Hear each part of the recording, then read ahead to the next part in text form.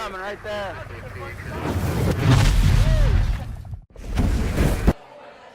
Hi, hey guys, Carl here. Welcome to Tactical Tuesday. I know it's a little loud in here. I wish you could see the rest of the bar. It is packed. We are at the Leatherwood Distillery. Andy Lane, old SF guy, and this is Snake Eater Bourbon. You know, last time we were here, we did a giveaway. Anyways, good stuff indeed. Want to welcome everybody to join us here. We've gotten enough subscribers now. Great stuff, great stuff. So if you're new here, first I want to give a shout out to this week's sponsor, Acre Gold. If you're not familiar with Acre Gold, you can go to getacregold.com, getacregold.com. And basically, subscription, you pay $20 a month, and you get to watch your gold grow. And when your gold reaches the cost current price of a 2.5 gram gold bar, they discreetly ship it to you, safe, good to go. And yeah, here's what I like about it. Those little gold coins from Acre Gold are the perfect size for putting in your EDC belt, everything. So I don't want to tell you how many of these things I have because I'm a big but who's that one? That, guys, is John Rich. John Rich is in the house. He was actually hanging outside, which is bullshitting in the parking lot. We have got we probably got 50, 60 people in here. Steve Holland just walked in. Why? Because Steve Holland is always fashionably late. That's all. That's what Steve does. There's a crowd outside. I was out maintaining our VIP. All right. You got it? You got it? Always got to start off with TR Nation. How you guys? I miss you guys. It's been, what, 6 days? Oh, my gosh. What are we going to do? We got to go like every other day, man. I need some TR Nation. I got to get me some. Head. Aussie. All right, guys, I'm going to dial. You think the mic needs to stay that high? I'm going to pull it down just a little bit so we don't spike quite so much. All right, we good? All right, I got my son over here. He's running the soundboard and everything. Guys, we'll have Steve. We're going to have Steve here, my co-host. We're also going to have John Rich, who's driven all the way up from Nashville. And it's cool, like, we did one live stream down at his Redneck Riviera. John actually lives right in downtown Nashville. Not that big a deal for him to go to his own bar. But I was kind of humbled that John Rich, when Steve invited him, was like, yeah, man, I'd love to go up and visit with all the SF guys. This week is the Special Forces reunion. So 61st reunion. 61st. So you've got everybody from 5th Special Forces Group, everything from your MACV-SOG guys, all your Vietnam vets. Remember, pretty well all your SF guys that went to Vietnam, the group flag that was there was 5th Group. So the 10th Group guys, 7th Group, they all came in and worked under the 5th Group flag. So, yeah, for what it's worth. So there's a lot of SF guys here. A lot of SF guys. My old company, the SIF company, A15, we're doing our reunion Friday night. I got a buddy retiring, and Josh Jonas, he's one of my old assaulters. His reunion is that night also. I was kind of wondering if you guys could see this flag behind me. Guys, it just goes on and on and on. Those are my SF brothers. Each one of those is an SF brother that's been killed in the global war on terror. Nick, can you grab me one of them? Grab me Sergeant Major Stack right there. Second, right there. So, anyways, guys, Sergeant Major Stack, great guy.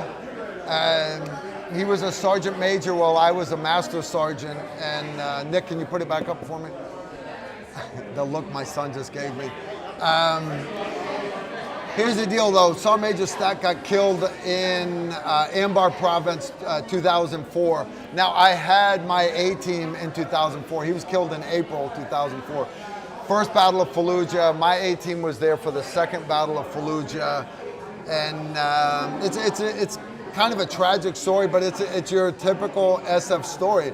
SF guys driving, saw Major Stack was behind the 50 cal on the Humvee, and got his blast on. They had a great time. I'm not going to share the whole story with you because there's probably some parts that shouldn't be shared on the open internet. But anyways, that's a pretty full flag behind us, and you know, it is what it is. The cool part though was last weekend, September 11th, me and Nicholas and Randy Worst, come on Randy, come snuggle. Me and Randy, we went to the Legion, what was it? Legion Memorial 2-gun match. Yeah. Huh? Yeah, please bring them all in.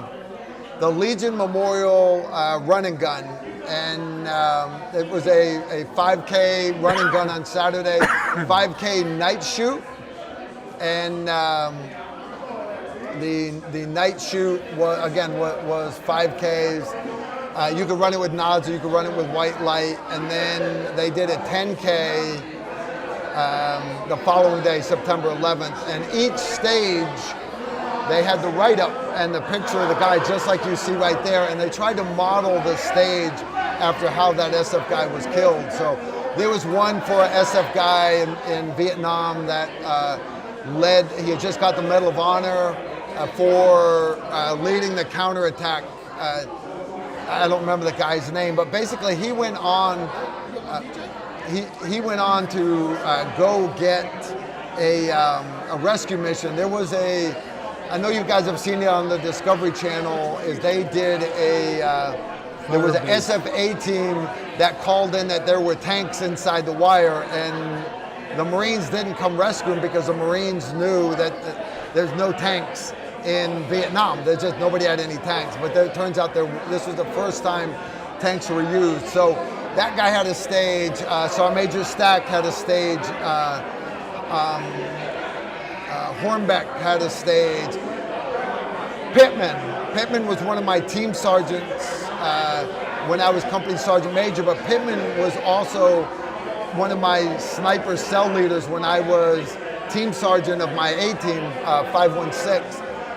Pittman retired and then took a job with Asymmetric Warfare Group. He wasn't even officially out yet. He was still on, he was A-Cap, and as soon as he got to Afghanistan, got killed. Round came right over the top of his plate, and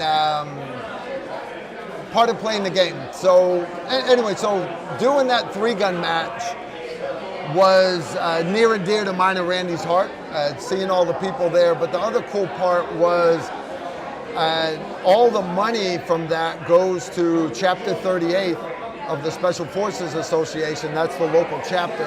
But they use that money to take care of the Gold Star families for 5th Special Forces Group. And one of the families was there. The farmers, CW3 farmer, was killed in 2014. His widow was there along with a bunch of her kids, and she had a bunch of kids, 5 kids. The widow and her son, oldest son, actually ran the match. They ran the 5K that afternoon after we got done training them. I got invited to actually help train them. You guys know I would never turn that down. So we spent a few hours training. It was actually the first time his daughter Betsy had ever fired a firearm at all. She did great. Her first 3 shots with my Glock 45 were all hits.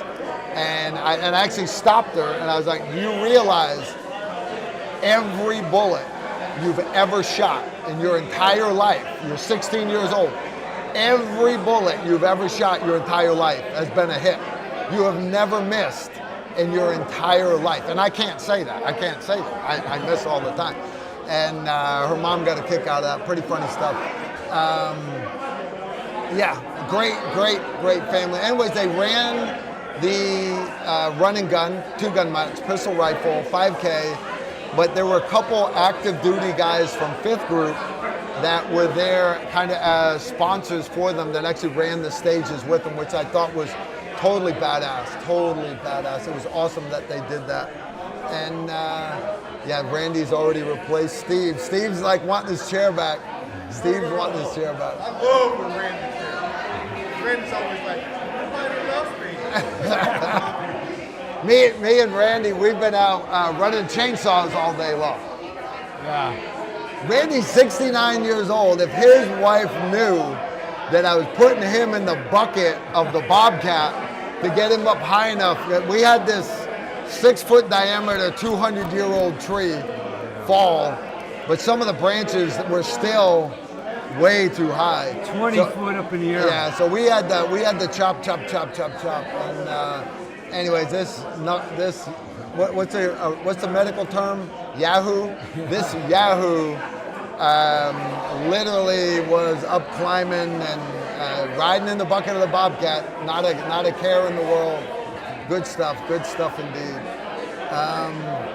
I never realized that you were getting hit with all the sawdust. Oh yeah, he ran all the sawdust. The wind's just filling up the Bobcat. I had to actually stop and dig the sawdust out from under the foot pedals so that I could raise and lower the bucket. Funny stuff indeed. So good stuff. I saw that one of our moderators on the other side of the planet, Susan Brecha, has been sending us questions here. First one's from Mike Quigley. Stuck at work for the stream tonight. Here's a good question maybe for Carl and guests. I've heard SF guys say they cherish their team hat more than their Green Beret. When did team hats come about, and which do you cherish more, beret or team hat? Thanks, Mama Bear. Have a great one.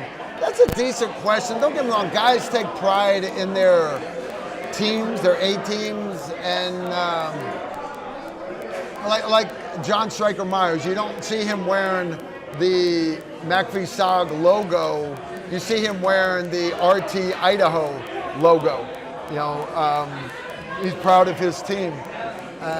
We had Punisher baseball caps, 5.3 ODA 536. 514, we had the Halo wings on them because we were the paid Halo team for our battalion. 536, I don't even think 536, my first A-team ever had a hat. We had a t-shirt. A-teams always have t-shirts. Did you cherish your hat more than your Green Beret? No. No. The Green Beret, now granted, you always brought it on a deployment, but you never wore it in the field. Hell, I don't even think I brought it to Afghanistan, not during the war. I brought our team hat. I had to put tape over it because you couldn't have anything showing, so I had duct tape over it. Over your flash. Yeah, but my Green Beret, figured if I was dying, I was going to put it on, so it was always with me. If you were dying, Randy was going to put on his Green Beret. Yeah. You understand? He'd be in the shower naked, pistol loaded, big knife, probably 3 big knives in the shower bag. Artillery round comes in, completely destroys the whole thing. And at the last second, right before his last breath, Randy would take that broken arm and put that Green Beret on his naked ass. That's how Randy wanted to die. Okay, all right, that's fair.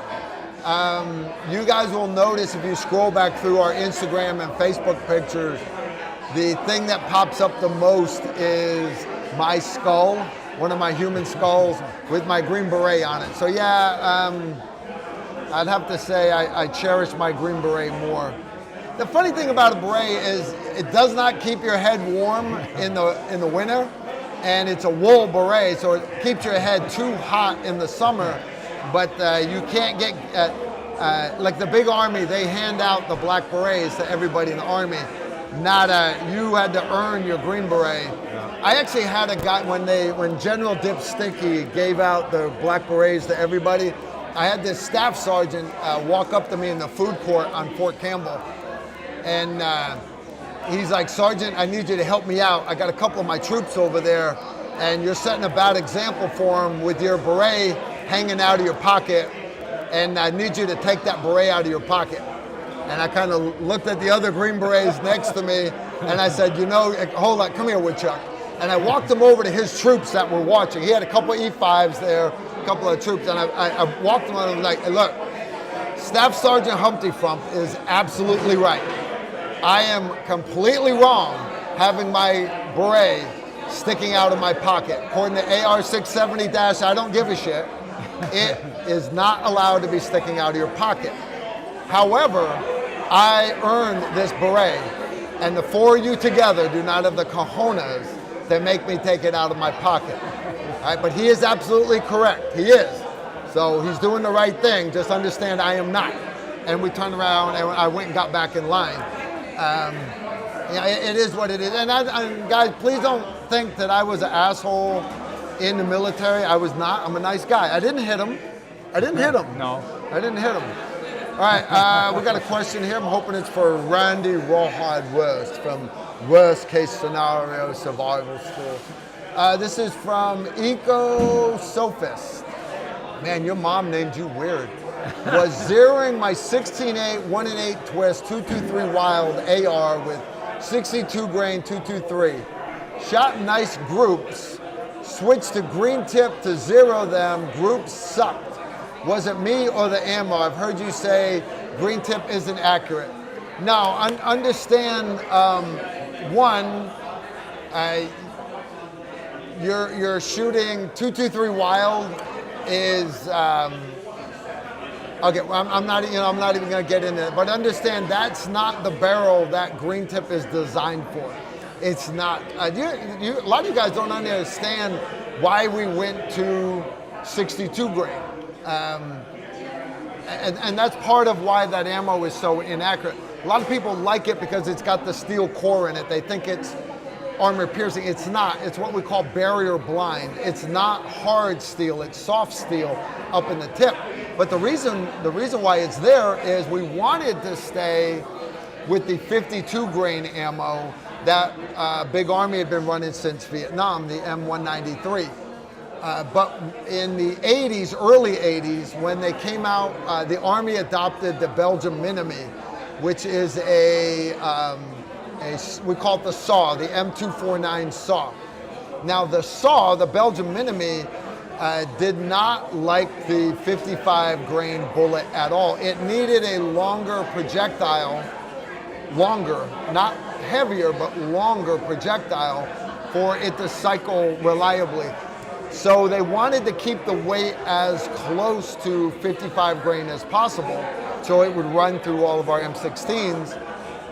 But they needed a longer bullet. Now, if they filled it with lead, it would have been well over 70 grains. Remember, they're trying to keep it at 55. So what they did was they put that little steel is lighter than lead. So they put the steel tip up inside the M855 green tip ammo, and that allowed them to have a longer bullet, not that much heavier than 55 grain. Now, it did not immediately disintegrate as soon as it hit the human body like the 55 grain does. So it's not as good for CQB. Matter of fact, it is famous for ice picking through people. Literally, the Global War on Terror, there are hundreds of cases of it just ice picking through people. And that's one of the reasons why I love the Army's new M855A1. Solid copper bullet with a steel tip that is sat down in it like a spear point. And when it hits soft tissue or fluid, remember you can compress a solid. I could hit this hammer with a table and compress the molecules of wood. You can compress a gas, and you can't compress a liquid. The body has a lot of liquid in it.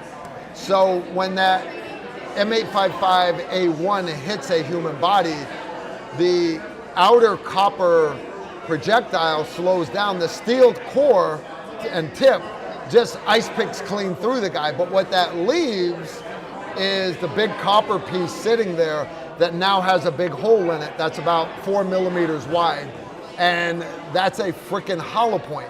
and it immediately blows up inside the body. It's a beautiful thing, beautiful thing. So it's one of the added benefits of it. So I'm a big fan of the M855A1. But you understand the green tip ammo was made for machine guns and combat guns. It was not made for your 16-inch 223 Wild barrel. So acceptable shot groups are 2 MOAs, 2 inches at 100 meters, 4 inches at 200 meters, okay? And that's just part of it. Now, can you optimize it? You can. I know guys that have pulled the projectiles, reloaded them into better brass with better, higher quality control, measuring gunpowder, match it to the barrel twist, adjust your case overall length so it jumps and still fits in the mag, but fits just perfect. And you can make green tip more accurate. But yeah, don't be surprised, guys, if you find a sexy bullet that works great in your particular rifle, and then you switch to a different bullet, and one of two things is going to happen. It's either going to shoot worse or it's going to shoot better. And so far, so good. All right, I got another one here. How many knives does Chief have on him? That's from Hammerman. Right now? Right now, how many 5. knives? 5, you sick bitch. Wow, I thought I was bad. I got my, you guys know I got my Spyderco, and I got my, I guess my Leatherman's got 2 blades in it. Yeah. Right? So, now Leatherman only counts as 1. So, damn, Randy, 5 freaking knives, you freaking nutbag. Well, I'm in civilian clothes, and I don't have a gun on me. Not bad. Not bad. All right, they've hid John Wick in the back, not John Wick. They've hid John Rich in the back room. Let me see if we're gonna bring him out. And I got SF guys spread out all over. You want me to try and get John? No, Wick? No, I want Steve to come out. Guys, I'll go. Steve's I really want behind to it. open this up. Steve's behind Yep it, for so Steve. I'll Yep go for get him. Steve real quick. All right, guys, so like I said, we just wrapped up a really great week of classes, and it was awesome. That's why my voice is a little hoarse. I literally was yelling for 6 days straight. 6 days straight. Me and Nick, we're going to be filming next week, and I hope you guys liked the 45 versus 9mm video.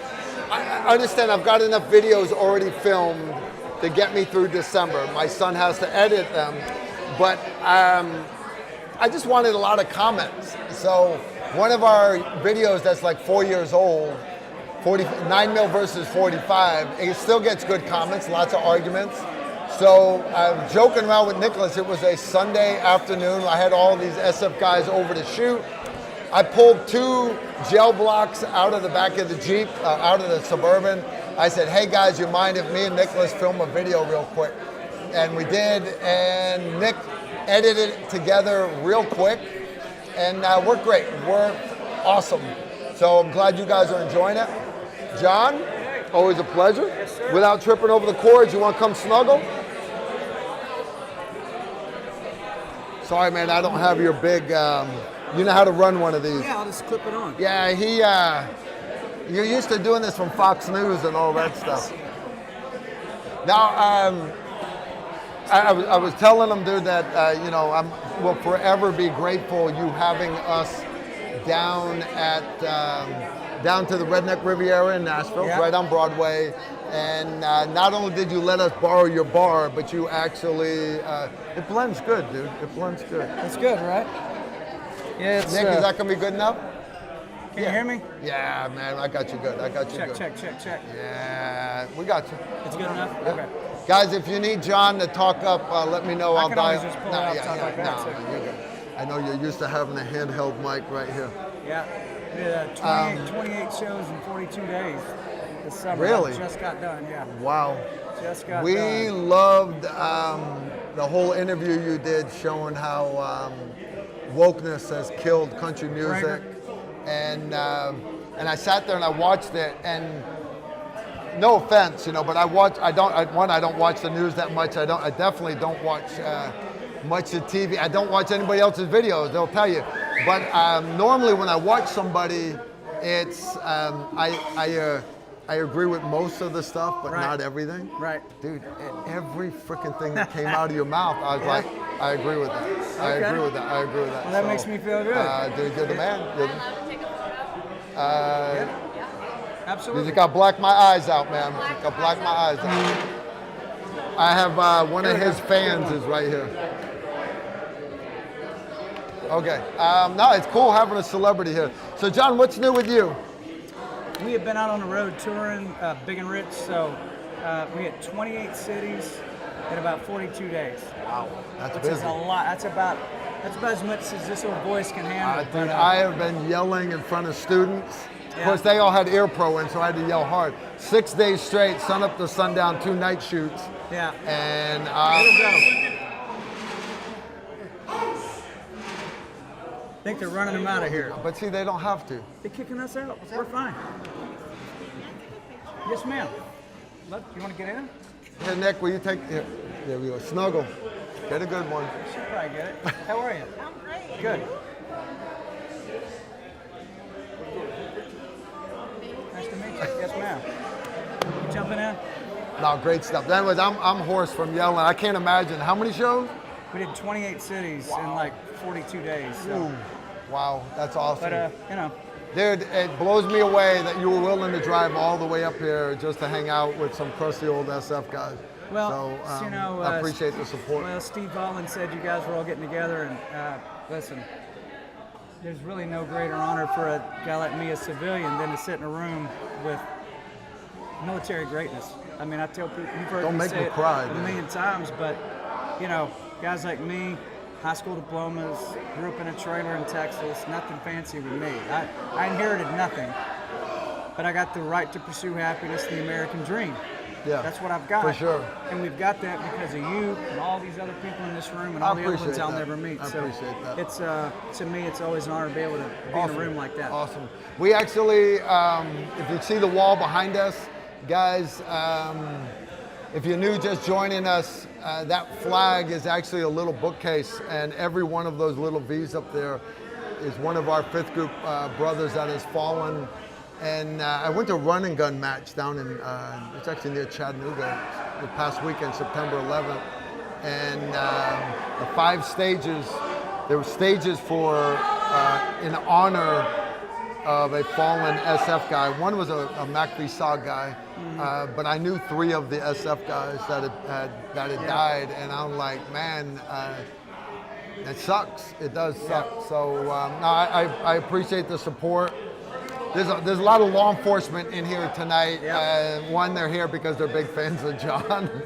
No, they're here for you, man. I've seen the crowd. Probably half of them are, but I tell these guys, hey, thank you for your service. And these law enforcement guys look at me, they're like, Carl, and you're a Green Beret. And I'm like, no, sincerely, while I'm overseas trying to keep the fight overseas, you guys are the ones here protecting my family. Well, and I saw that in your bar. You support law enforcement. Yeah, big. at Redneck Riviera, if you look at my walls, it almost looks like it's wallpapered with police patches, fire patches, EMT patches. And it's getting more dangerous by the day for our police in this country. For sure. Some of these cities look like war zones to a degree. So, yeah, we appreciate each and every one of them. If you're watching and you're law enforcement, God bless you. We appreciate exactly. Thank you for your service, guys, for sure. All right. So what's new for you? What are you talking about tonight? Guns and stuff? And You know, you're gonna blow something? Like, what are you gonna do? What do you want to do? What do you want to do, man? I got a bottle of this you is got there? this is the Snake Eater bourbon made here at Leatherwood. We're in the Leatherwood Distillery. I saw you back there with the vats, and I'm thinking about doing a giveaway to these guys here. Cool. I got to get you a magic marker. They don't want my signature, dude. We'll both sign it. It's your show. We'll both sign it. You want us both to sign Dude, it, I'm right? a nobody. I am a freaking nobody. True. He's been trying to teach me how to shoot. Hey, you want to see something funny?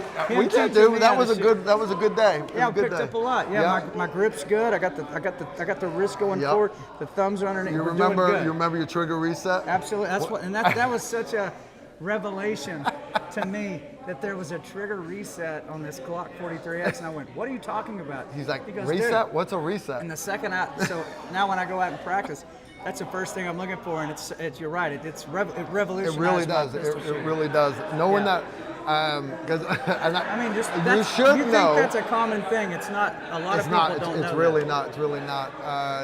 Monday's class was Combat Pistol 101.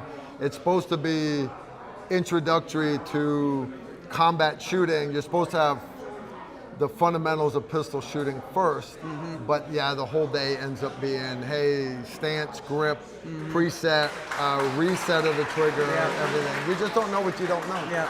So I learned a lot, and I needed to have a couple of follow-ups with you. Yeah. Yeah. Good. Whenever you want to go shoot, you let me know. If you ever get a chance to train with this guy, do it. The first thing he tells you is now. Who's got AT&T and who's got Verizon? And like guys are raising their hands, he goes, okay. Because if somebody gets hurt out here today, we're gonna need both of you to run up to that hill with their signal and call the ambulance. But don't tell them that somebody got shot. You tell them there's been a training accident that involved a firearm. Right. He said, because if you tell them the other way, the ambulance won't show up till the police do. See, I was listening to He remembers. Now, guys, I do a professional product, so we always start off a range day with the medevac plan. You know, I run hot guns and everything, but I get in depth the medevac plan. It's a part of being a good instructor, I guess. Yeah, I try. It's like getting on the roller coaster and you go, now if this roller coaster goes off the rail and you go flying, blow yourself into a I mean, it's. They don't do that. No, they don't do that. They don't do that at all. No. Not at all. Not at all. I had a blast that day. It was great. It was a good time, man. It was a good time. Now, did wokeness really kill country music, or is it just going in that direction? It hasn't. So when I say that wokeness killed country music's still here. Yeah. What it's killing is that artists and songwriters that want to write certain things about, the red, white, and blue. Yeah. They want to say strong things about how they feel about the country, what's going on these days. They're not being allowed to put those songs out. So the industry, which is very woke, has artists that are just regular, straight-ahead, Country patriotic boys, people. And the artist is writing something that they want to put out, and the industry covers it up and won't let them. So in that sense, that's what I'm saying. They're killing true creativity. Like if the music industry today was like this back in the 60s and 70s, you'd have never heard from Waylon, you'd have never heard from Johnny Cash, Johnny Paycheck would have never showed up, Loretta Lynn, never. Yeah. I mean, all kinds of artists would have never been heard if the industry was like it is back then. So it's God, not my a pickup healthy truck, deal. and my dog. And now you can't talk about God and... No, think about like Hank Jr. said on Country Boy Can't Survive, Hank Jr. said, I'd like to spit some beech nut in that dude's eye and shoot him with my old 45. Yeah, they would not let that song come out today. No. They keep releasing all these older movies. I guess there's some new Avatar movie coming out because they're re-releasing Avatar. We need to re-release Blazing Saddles. Absolutely. Can you imagine if Blazing? Oh my God, the whole world would. They would lose their mind. Okay, so you remember like Archie Bunker and George Jefferson. Yeah. Okay, Archie hated black people and George hated white people. Oh, and they were neighbors. And so they would get together and just yell at each other, and America would just laugh their heads off. And because we knew it. Even I knew it as a teenager watching Archie Bunker. You were like, dude, man, that's some racist shit right there. Right. But it was funny because nobody knew. Well, because George would turn around and give it right back. Oh, it was awesome. They almost were mocking it. Yeah, exactly. That's what it was. Saturday Night Live used to mock everyone. Yeah. And they said, ooh, you can't do that anymore. Well, you can't do it. So comedy, honestly, I'm friends with a lot of comedians and that don't agree with me ideologically at all, but they're creators. And they've come to me and said, man, I can't continue to vote for people that make me pick and choose what jokes I can tell. they go, what is that? I mean, comedy's supposed to be the final wide open spot where you can say whatever the hell's on your mind. For sure. But even they are getting canceled left and right. So. It's sad. It's sad. But the way you beat that is you just keep coming. Yeah. They throw something at you, you just punch your way through it, and you keep coming. And the fans decide the winners and the losers, not the industry. Exactly. We keep pushing, and thank you for your courage to keep pushing. And the more people try to cancel good people, the more we're going to support them. I appreciate that. And you know what? I felt that. Yeah. That exact thing. So I might lose the industry that I've worked in my whole life, but here comes tens of millions of Americans that got my back. Yeah. They're sending my song to #1. They're showing up at the concerts by the thousands. I mean, the industry can go. Exactly. They can go jump off a bridge. You know what I mean? I don't need them as long as we got fans. Eventually, they're going to realize it won't be. Eventually, it's not going to be politically correct. And I'm not politically correct. I'm just correct. I mean, that's the truth. You know. Yeah.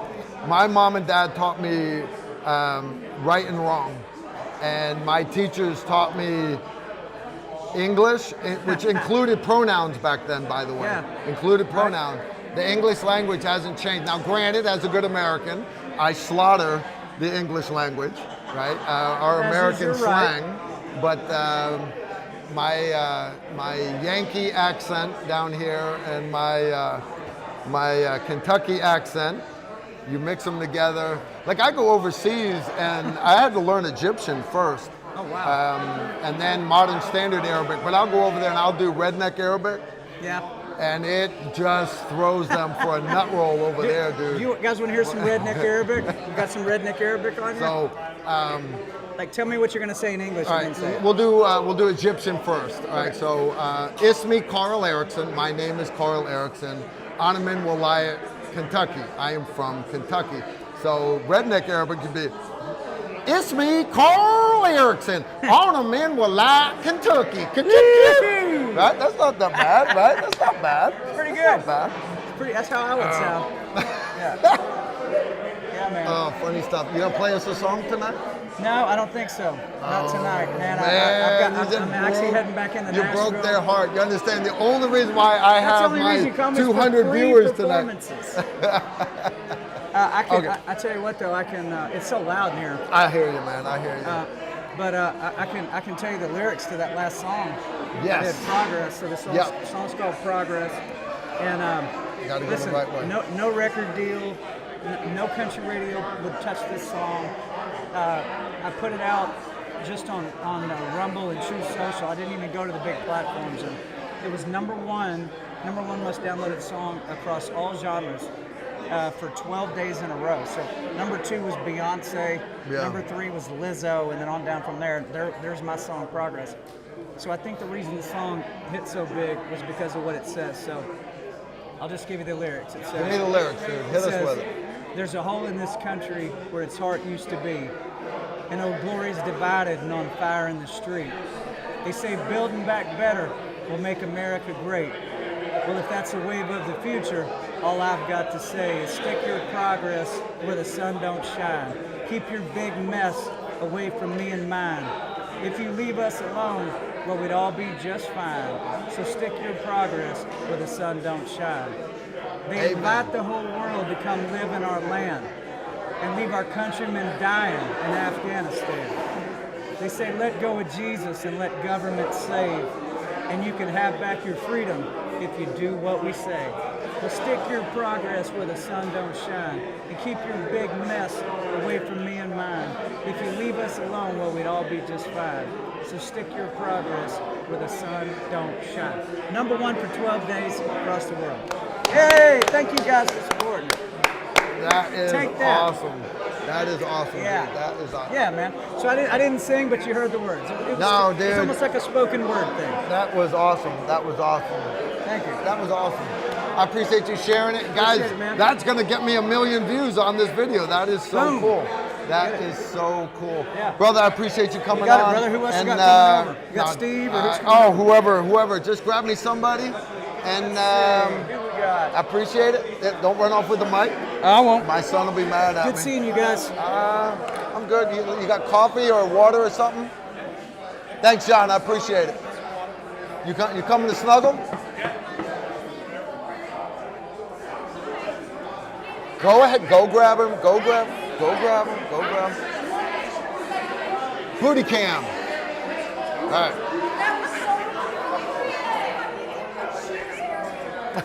All right, guys, I'm going to check on questions real quick.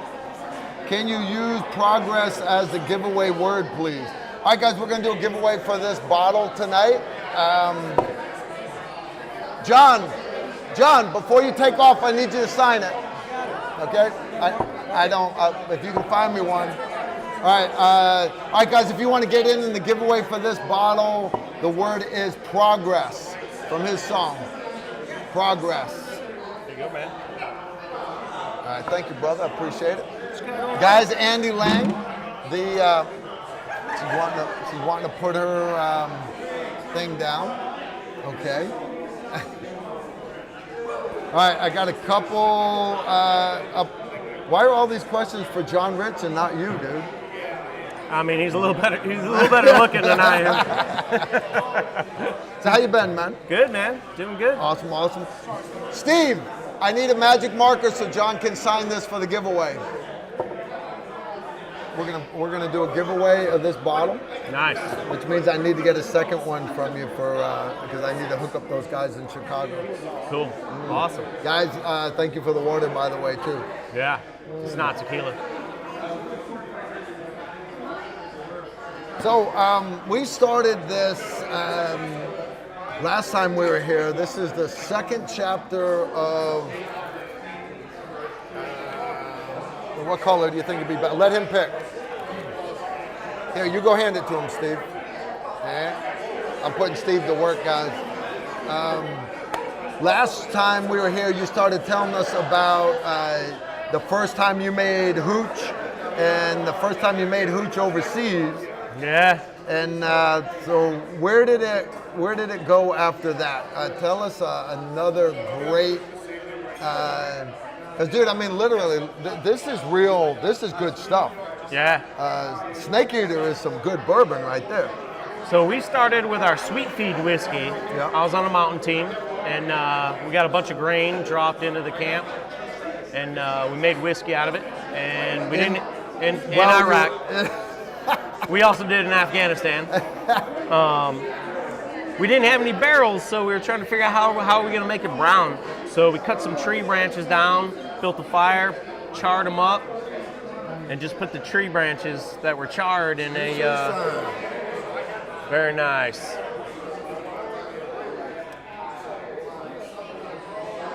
John Rich, 2022. Guys, that's pretty awesome right there. Pretty awesome. Good stuff indeed. All right, remember, guys, you can enter up to 3 times. We're gonna draw at what time you got? We'll draw at 8 o'clock. We're gonna do this giveaway right here. All right, so from there. So it turned out pretty good. We just put the tree branches in the pot and turned it brown. We drank it. I mean, it was rough, but we're in Afghanistan, so who gives a shit? I can't imagine. See, to me, that's all right. He's making moonshine, but no, you were making whiskey. Yeah, we made legit grain Legit whiskey. Yeah. Man, I can't even fathom. And then I got back here and I was like, you know what? I can perfect that, and that'll be our story. That'll be what we talk about. Our sweet feed whiskey and where it came from and how we ran it through our water purification device. That's how we got the still over there. I remember you telling us about that. They built the still, the guys that weren't here the last time I had them on, they built the still back in the States, and then in order to get it overseas on their Air Force pallet, you probably surrounded it with team boxes, tough boxes and stuff.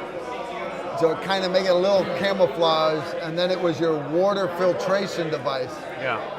Distilling water. Distilling the water. Which technically it wasn't a lie. We were distilling something out of the water. Yep, you could. I'm completely good with that. That is awesome. That is awesome stuff right there. Craziness. All right, next good story. You know, I think the funny part about this whole distillery is a bunch of my buddies I'm getting ready to retire, and they're like, what are you going to do when you retire? I was like, I'll probably just go contract or something. They're like, let's open a distillery. I'm like, Is that how this whole idea happened? yeah, bunch of dudes sitting around the fire drinking. I was like, open a distillery. Yeah, I don't think you can just get a distillery license. Well, evidently they'll give it to anybody because it was not that hard. So if you're ever thinking about making a distillery, feel free to call. It's easy. Now this week is the week of the 5th Special Forces Group reunion. Yeah. So you're going to be going on base, participating in any of the events. Yeah, we've got they're doing a distillery tour. So they got some buses. They got about 40 people who are going to hit a couple of distilleries around here, including here. And then Friday night, there's a like Commander Social up at that new GSB building. They got a bar in there. Yeah. And then Saturday, we're setting What up a time's booth. that? I think it's 6. 6 p.m. That's Yeah. Friday. Yeah. I had the A15 reunions right next door, so I'm on your road Friday. That'll be over night. here? Yeah. Okay. Star Spangled Brewery, I think. Yeah. Rowmaker was an A15 Josh. guy. Yeah. Yeah, Josh, good people. He's probably a little pissed I'm sitting here in your place instead of his. Yeah. I told him to come. Yeah, he's good. Josh, if you're watching, you're good people. You know you are, dude. You know you are, without a doubt. And then you got a booth at the picnic. Yeah. We're going to set up, mix some drinks for people. I have not been to the 5th group reunion. I made the A15 reunion last year only because I was already in Clarksville doing a pistol class. So I went literally straight from the range, sunburned, covered with gunpowder and dust and dirt, went straight to the reunion, drove home early so I could get up again early to do the pistol carbine class the next day. But I always, it seemed like I was never getting the emails. The Chapter 38, the SF Association guys, they had an old email address for me that I never checked. So now they have my new one.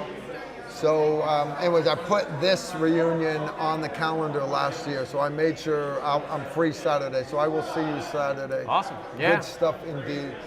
Good We'll be stuff. out there. Yeah, good It'll be stuff. fun. All right, man. Anything else for the guys in TV world? I love your board behind us, man. I've already talked about it twice tonight. Let's not let it grow any bigger. Nah, Dude, let's hope, but we know the reality of life. Yeah, you roll the dice long enough, eventually something comes up. Yeah, As sad as that is. it is All part right, of the job. let's see if I got any questions. TR Live, in all your years in 5th group, did you ever work with any cats from the 45th as like an attachment or something? 45th what? You know what a 45th? I Is don't. that a 45th like 45th Engineers, 45th MP company, 45th Infantry brigade. Infantry, 45th Flight Line, Sweeper Platoon, I don't know. We need stories of midget floozies. We need That's what I want to talk about. That's what he said. midget flooz. I've got a lot of fetishes, and midget's just not one of them. Come on, man. Inga just walked by. She's your better, She runs shit. She runs the shit. She runs shit, yep. Looks like she runs a tight house, too. Yeah, she don't takes let care shit of it. get out of control. Nope. And that frees you up to just taste test. Hang out. Hang Have an out. old fashioned. Thanks, Inga. That's not her name. Guys, you met Inga, what's her real name Kaylee. again? What is it? Kaylee. Kaylee, she answers to Inga. When I call her Inga, she answers. She knows I'm talking to her. We had her on the show last year. She's awesome. 45th Infantry Division.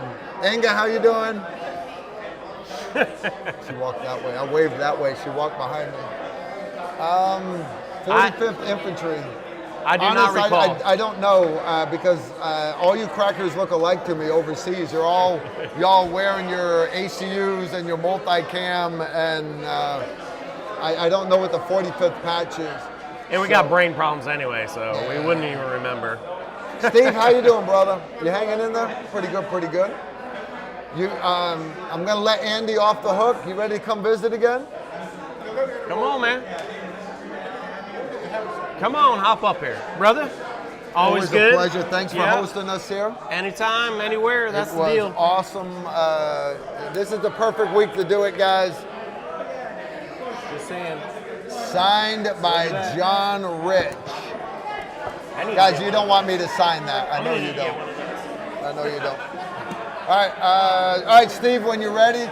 All right, guys, we got 10 minutes. So if you're just joining us, we have got a bottle of Snake Eater bourbon from Leatherwood Distillery. That was Andy Lane. He's one of my old fellow SF guys, retired 5th group operator. And instead of going to be a contractor, he actually opened Leatherwood Distillery here.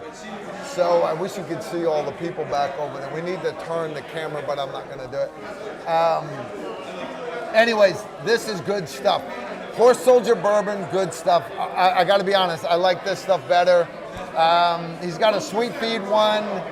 I like the Snake Eater. Anyways, the cool part about this bottle, if you guys just joined us, this is signed by John Rich, the country music star. He's actually in the back room.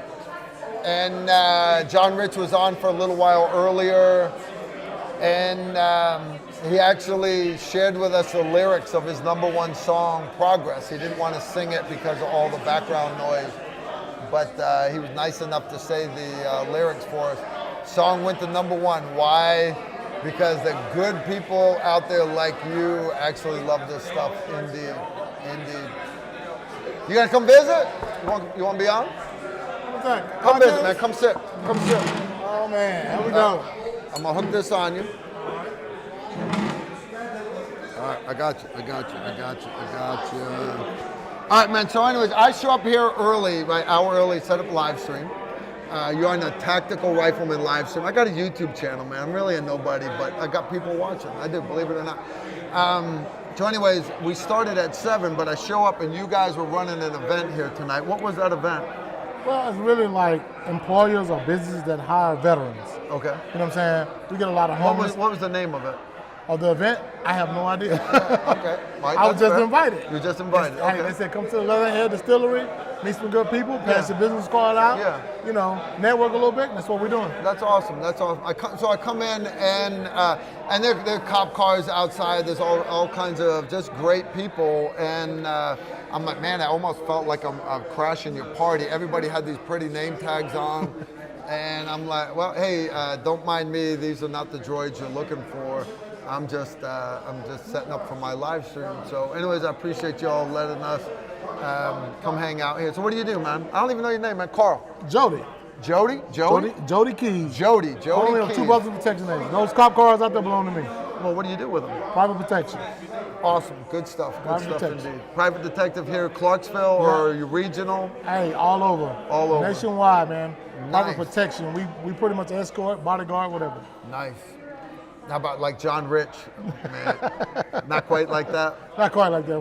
Soon. He's gonna grow. Hey. He's gonna grow, right? No. Off this YouTube channel. This is how stuff. This is how it grows. So, anyways, if you need good protection services, check out 2 Brothers Jody Protection Keys. Agency. There you go. That's fair. All right. That's We're on the fair. well. Hey, buddy. Sorry to interrupt you real quick. This is John Clement. He's Okay. Marshall Blackburn's. Good to know You already gave me one. You hold on to that one. Did I? You already gave me one. I did not remember. All right, thanks, brother. It is what it is. Thanks, man. Marsha Blackburn's. Cheers, brother. Dude, I'm sorry I can't remember your name. John Clement. John Clement. That was John Clement. Awesome. We're networking. Networking. That's it. That's what it's about. Well, dude, man, guys, if you're in this area and you're looking for personal security, you got to check them out. Event security, whatever. Yeah. We got you. We got you. Take care, brother. All right, man. Appreciate the opportunity. Be good. Yeah, man, you got to unclip that because you walk off, then it pulls the computer. I appreciate you stopping by. All right, Yeah, man. take care, man. Take care. All right, who else we got? Oh, snap. I got Big Al Crawford. Come snuggle. Big Al. Does this shirt meet your approval? That is so much better than the one with the scar on it. Scar. I love it, dude. How you been, man? How you been? Good, Dude, been man, good. I have missed you. I've really missed his cooking. Big Al comes up. You guys know we shoot every Sunday, 2 p.m. after church if I'm in town. But unfortunately, all these back-to-back classes, I honestly haven't been in town. We're gonna. A lot of you stuff need your going mic, on. dude. You got to Mic clip it up. on that sexy polo shirt there, and much better, guys. I mean, if you're gonna wear a Hawaiian shirt, it might as well have ARs on it, right? You gotta offend. You gotta offend the correct URGs, people. Upper Receiver Group Improved. Okay. That's what they're called. Are those the Geisley one? Yes, These these are the Geisleys. Geisley, okay. So Big Al, he still works at Fifth Group. I'm kind of jealous because I walk in. I don't want to be that old crusty sergeant major, retired guy that hangs out in the parking lot. That's so not me. No. So I avoid base like the plague. I don't. I win. Remember, I stopped by your office last year. Yes, you right? do. You need to stop by the new office. You got a new one. You'll really? like it even better. We are a lot Nice. larger now. Got a lot better stuff coming All in. you gotta do is invite me, man. You gotta invite me. Okay, you've heard it here. He's officially invited. Okay. A15 invited me to come be one of their guest speakers. For all the new guys in the company, what they do is, they bring the old timers back to share company history. So we had Tony Pryor there, you had Jimmy Adams, and then me. And we just talked about different things that Fifth Group had done during our decades in A15. And then I gave you a call when we got done. I ran over to Big Al's office, and it was cool to see. Cool to see. Fifth Group continues to grow. Modernization of the vehicles and the weapon systems, everything that goes back to Steve Holland, getting us stuff. And Big Al, that's the first time I met Big Al was literally, what was it? It wasn't Fallujah. It was, once you were bringing the miniguns over. Anyways, whatever it was, you were still active duty then. Yes. Right? And it is what it is. So it's great having this week the reunion. Yep. Legion Week. Yeah, the Legion Week. What are they doing? Anything cool for the picnic? They're gonna have like mod demos set up or anything? I believe they are going to do the mod demos. They're going to have all the vehicles out there, a lot of good things out there on Legion Field. Cool. They had the softball game today, which was really fun. Push ball was, shall we say, interesting. Push ball.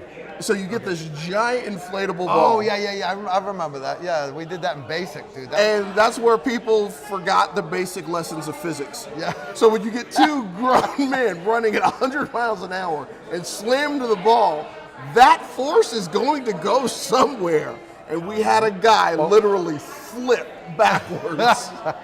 That's so awesome. That is awesome. Awesome stuff. The teams are doing really good stuff now. Like I said, we're always still pushing new innovations, trying to get the new things out there. Very, very cool. So is Fifth Group, I know we're a country at peace right now, peacetime army, okay? But understand, guys, SF, even before the towers fell, you could ask my wife, I was still deployed 7 to 9 months out of the year doing FID missions and everything else. So I assume the battalions are still staying busy? Yeah, very busy. We get guys who come back, sit down, kiss mama, hug mama, play with the kids, throw them around a little bit, and then they're right back out the door. Yeah. Just for either training, like you said, all the different trainings, the train-ups for different things, and then right back in the country. Even though you're at peace, you're doing what you need to do to ensure that peace. Yeah. And one of the big parts of, now understand, Green Berets have a number of different missions. Number one, unconventional warfare, direct action, that was my unit specialty, strategic reconnaissance, okay? But then they've got what's called FID, foreign internal defense. And foreign internal defense is basically going to these other host nation, partner, allies, countries, and teaching them to fight for themselves. And that's a very, very big part of what Green Berets do. So even a country at peace where the regular army's like, phew, we don't have to deploy anymore, they all stay at home and make babies and go back to shooting their guns twice a year. The SF guys are still back gone. at it again. Still gone. I think 63 countries right now or some crazy crazy number. We got. Keeping an eye on the keeping an eye on the news, watching things that are going around. You're finding out that a lot more countries are becoming more invested in their militaries. You can actually see they're spinning up a lot more things, doing a lot more things. Yeah. The issue between Turkey and Greece is starting to get a little hot again. China and Taiwan. Yes, China and Taiwan is a big thing. So all the key chess pieces are moving around, and it's not to say that it's scary. You don't want to be all doom and gloom saying everything's bad, but I mean, it's good to stay vigilant. Right. It's good to understand what's going on in the world around you. And that sounds weird, like, because a lot of people would be like, oh my God, am I going to have to go to war in Greece or Taiwan? But as the Green Beret sitting at home, when that was how I knew where I was going next, I would watch CNN and Communist News Network back then they were kind of in the middle. They didn't lean left or right. Now you're not allowed to do that. You have to be extreme right, like Fox and Newsmax, or you have to be extreme left, like CNN, MSNBC, stuff like that. CNN actually tried to go back to the middle a couple years back, and did not work. Their ratings went down the toilet. Literally, nobody watched them because they weren't biased, and that's why everybody's like, "Wow, I wish they." I'm like, no, they careful what you ask for, because they actually do it, but you don't really want to watch. A lot of people don't want to hear what's in the middle. They just want to be reaffirmed in what they believe. Yep. It's like you don't want you don't want the truth. They do. You just want to be reaffirmed that your perspective is right. Yep. That's So all we're just going to ensure that. But that doesn't happen on this podcast. No, you're just going to get at all. You're going to get the true verbal reality of, guess what? If you suck, you suck. If you ask a dumb question, he's going to tell you it's a dumb question. Yep. All right. It's past 8 o'clock, so we have drawn our winner. The winner of the bottle of Snake Eater bourbon here from Leatherwood Distillery, the guys that are hosting this live stream, signed by John Rich, the country music star. The winner is, drum roll please, Carl Erickson? What? No, Thirsty Joe. Thirsty Joe, congratulations. Congrats on winning. Now, Thirsty Joe, here's what I need you to do. I need you to take a picture of your avatar on your YouTube page, and I need you to email it. You're next, Woodchuck. Don't run away. And Travis Rolfe from my first company. His A-team made so much fun of my A-team. It was hilarious. They were the scuba team, and we were the bass boat team. So there's no such thing as a bass boat team, by the way. Anyways, Thirsty Joe, take a picture avatar, send it to tacticalrifleman1@gmail.com. Donate, we'll put it in the chat room there. Tacticalrifleman1@gmail.com. Let me know what you won. The bottle of Snake Eater bourbon. All right, and put your mailing address. My son will mail it out the next few days. We'll get it to you. I have to have you send me a picture of your avatar so I know it's actually you and you're not Ray Craddock sitting in Hawaii trying to say that they won everybody else's shit. Because Ray, I love you. I love you, but that's what Ray does. I'm poking him with this. Ray's good people. He just wrecked his Suburban in Hawaii. Ouch. Why? Because he's DHS, so he knows he's not going to get pulled over. Mm-hmm. So I imagine he was running 55, 60, because he drives like me. 55, 60 over the speed limit. There's some highways over there you can do that on. Yeah. But anyways, he rolled it. I don't know how many times he rolled it. How many times did he roll it? All of them? Pretty well, all of them. His shoulder, his knee, his elbow, homeboy messed up. They had to. Ouch. They tore him up. Jaws of life to pull him out. Oh yeah. They had to.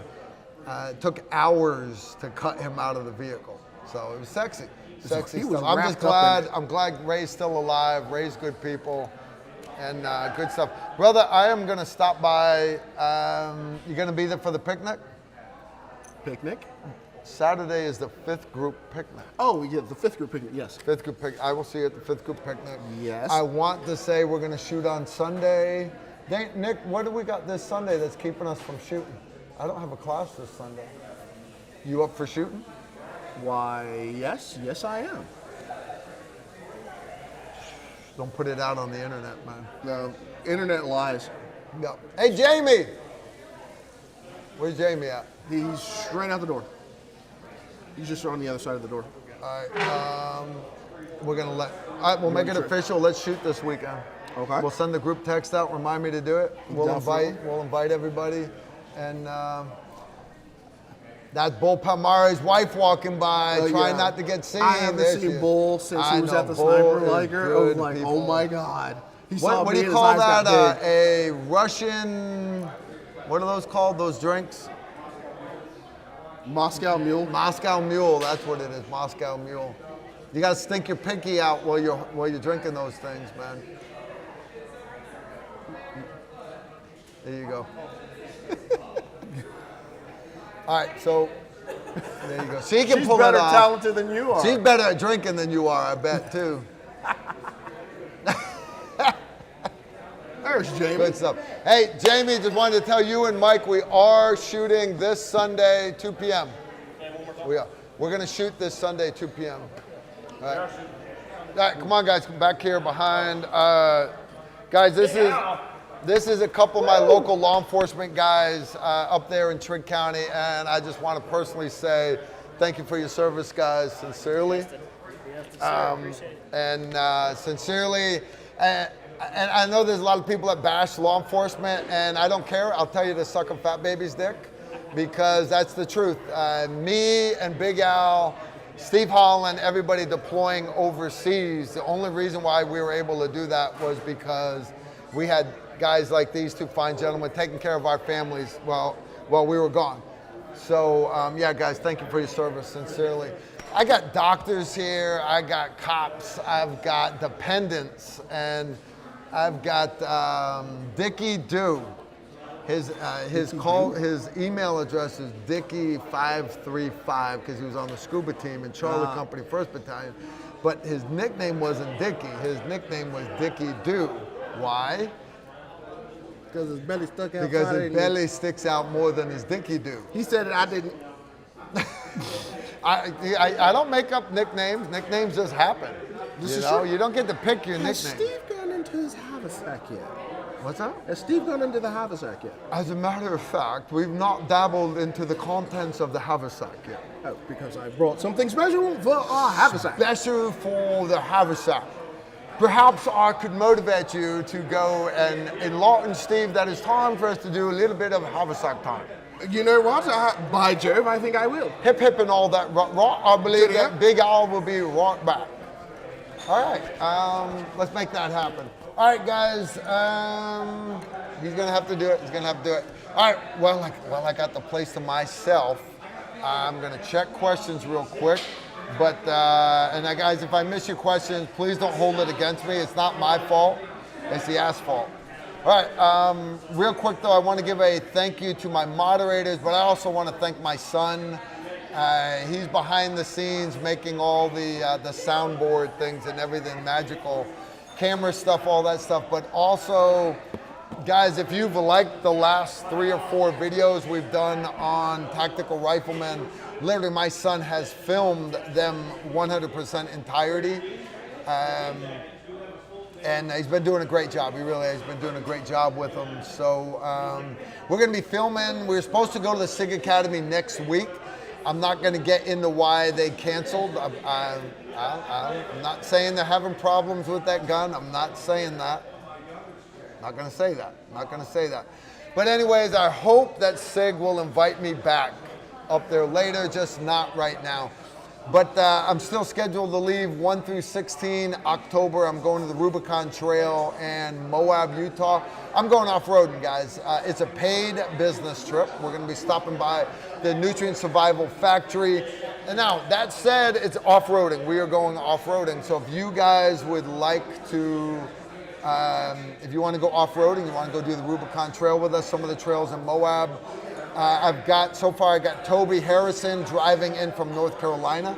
I got Mickey driving in from Tampa, Florida. I've got another gentleman, he's right on the tip of my tongue, coming in from California, deep behind enemy lines. He's going to meet us to do the Rubicon Trail. Anyways, but everybody's invited. Don't cost you a dime.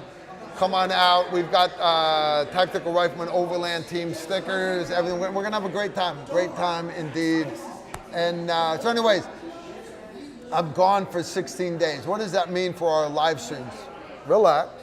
All of my campsites, I will find a place where I have good cell phone signal, and I'll turn on the hotspot, and I'll run a test earlier in the day. But basically, I will be doing Tactical Tuesday live streams. I'm still going to do them. I'm not going to leave you guys hanging, but I will be doing them from a laptop. Why? Because it works. And we'll make it work. Indeed, we will make it work. It's going to be awesome. Hopefully, I don't roll my Jeep until late in the trip. I need it to make it all the way home towing my camper, without a doubt. So we'll see. Hey, Steve, Steve left me hanging. That's all right, guys. Let's find another question from the peanut gallery while we're waiting for Steve here. All right. Real quick here. If someone says 20,000 rounds on the barrel of an M4 and decides to replace it, should they also replace the bolt as well? Proper headspace and wear. In general, that's what we do. We replace the whole upper receiver. But you can just replace the barrel. But again, guys, you need to inspect everything and understand, how do you inspect a bolt? Because you got to look for hairline cracks on those bolt lugs. It don't cost that much money, guys. Literally, just replace the whole upper receiver. If you're shooting 20,000 rounds as a civilian or a police department, we used to have our guns gauged. And all of 5th Group gauges their guns like once a year. But what they found for the SIF company, because we no shit shoot like 30,000 rounds, they quit gauging them, because after you gauge them, then you got to order the guns, replacement parts. So they just quit doing it. And what they do is literally every 12 months that we would get brand new uppers for our M4s. And it just saved time. When will new calendar be ready for next year with pricing? I'm trying to save up. That's from Carl S. Excellent question. Here's the deal. I have my list of classes, but a lot of them are going to be new classes. So I'm working out with other instructors. Chad Moorman wants to add a bunch of shooting classes, a bunch of dark art classes, high-risk travel, surveillance, counter-surveillance, concealed carry, high-risk concealed carry, and I'm going to be adding CQB back onto it. So I have all these new classes, but I've got to deconflict dates with the instructors, because my instructors can only work certain dates. Travis Hall wants to do one medical class a month. I don't think I can fill that with students. So I told you guys September's kind of come and gone. Be looking for October. I said September last year. The calendar got filled October timeframe. So we will make it work. I got my nephew-in-law's dad. He's a gynecologist. So he's great people. He's hanging out and watching. Can you imagine being a gynecologist? Everybody's like, oh, he gets to deliver babies. No, he gets to look at rotten box all day long, because nobody brings a box to a gynecologist unless the box is broken. Anyway, Steve, how are you doing? So what is new in the haversack? You didn't even bring your haversack. Yeah, I do. A new and improved haversack? Okay, so I just took it out of the haversack. What do you got? What's the Steve Holland have? This might be new to some of you folks, TR Nation, and some of them might be old. To me, it's a... My original job was a television news reporter. Yes, ma'am. I'm just kidding. I'm making this up. No, actually, it's true. Yes, ma'am. Not that you guys need help. I just had to say it. Couldn't say it on camera. They couldn't see you. Remember, what happens in Vegas stays on Facebook. Oh yeah, stays on Facebook. Something old and something new. All right, something old, something But new. something that We're doing a live stream video on our YouTube channel. You're not interrupting, ma'am. Not at all. Not at all. Not at all. What do you got, Steve? So keep talking. You need a drum roll? You need a drum roll? roll. You just never know what Steve's gonna pull out here. You literally just never know. From the haversack. From the haversack. I pulled out the box of woe. Box of woe. So whenever we open the box, right, you have to go. Oh, you even got the light in there. That's crazy. All right, one more time. Ready?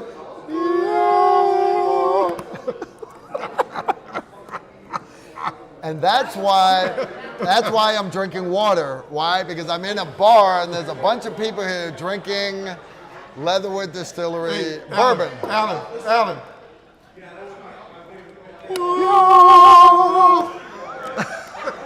Who does that shit? Who does that? It's the goal. It's the Pulp Fiction. What's in the briefcase? All right, Steve. Okay, you beat it to death already. Turn your damn headlight off. You hurt my eyes, dude. You've hurt my eyes. So I want to talk about muzzle brakes. Muzzle brake. Blast deflectors. Now, Muzzle brake. Previously, we had shown you guys the Surefire War Comp with the Warden on top. Basically, we're saying that if you're not running a suppressor, you're not a person that has done all the paperwork for suppressor, paid the money and everything else, but you want to respect the shooter to your left and right, you want to blast them, and when you're shooting from the prone, you want to kick up dust. So, in addition to showing the Surefire version, we want to go back to the original Noveske Flaming Pig. I thought it was the War Pig. Is it Flaming Pig? It's a Flaming Pig. Flaming Pig. Flaming Pig. Flaming Pig. And the reason, again, we always say we don't get into specific manufacturers on the show, but this was the leader in the industry to come out with something for AR-15 type platforms with this, I guess it's more like a Krinkov type design. So you're going to show it to them, or you're going to just talk about the watch? I truly believe, other than having a suppressor, and there are other type, what they call like linear compensators on, but I've seen some that are just solid.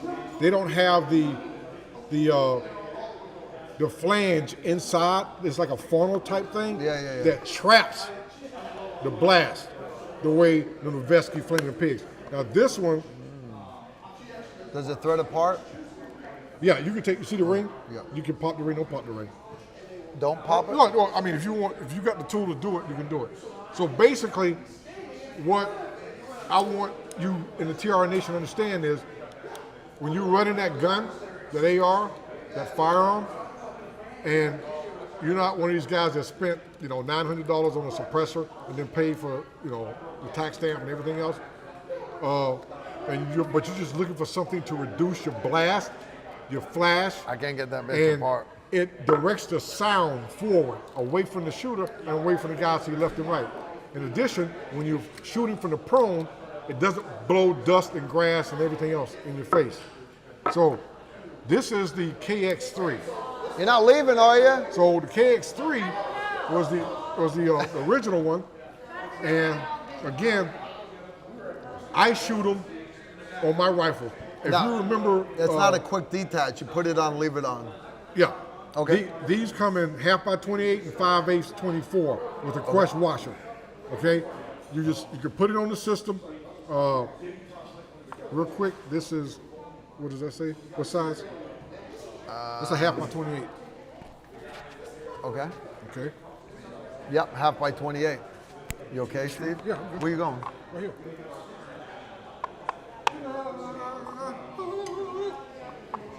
All right, YouTube, this is not a gun. It's not a gun. We This do is not a have a part. gun on the screen. We It's a do. part. We wouldn't do that. Okay? It's a part. So I'm not going to put the washer on, but this is a half by 28. And again, if you've ever seen the video of John Rich shooting my 6.8, you'll see that it had the Vesky Flaming Pig on it. And spin, spin, spin, spin, spin, spin, spin, spin, spin, spin, spin, spin, spin, spin, minus the washer. So basically, that's what you're going to have. Yep. On the end of your gun I mean, all these other muzzle brakes out there, oh my gosh, I don't care if you're wearing double hearing protection. If you're in a range left to right somebody, it's going to blow your ears off. I just saw that all week long at our we did pistol carbine and then advanced pistol carbine back to back, and a couple of guys were running brakes and it was knocking the snot out of people to the left and right of them. Really was. These reduce the blast, reduce the flash, and it directs the sound forward. So this is it still another- functions as a brake. Right. It does, because it's hitting that inner cone, which I was surprised that it really does help reduce some of the. It doesn't reduce as much of the recoil as some of the brakes that are out there, but it does do fairly well. And this one, you can open that. I am going to open it. I am. I don't want to tear up the box. Let's do that again. Freaking Steve. Oh. Sexy, sexy. I'm too sexy for my mic. Too sexy for my mic. So sexy, I bite.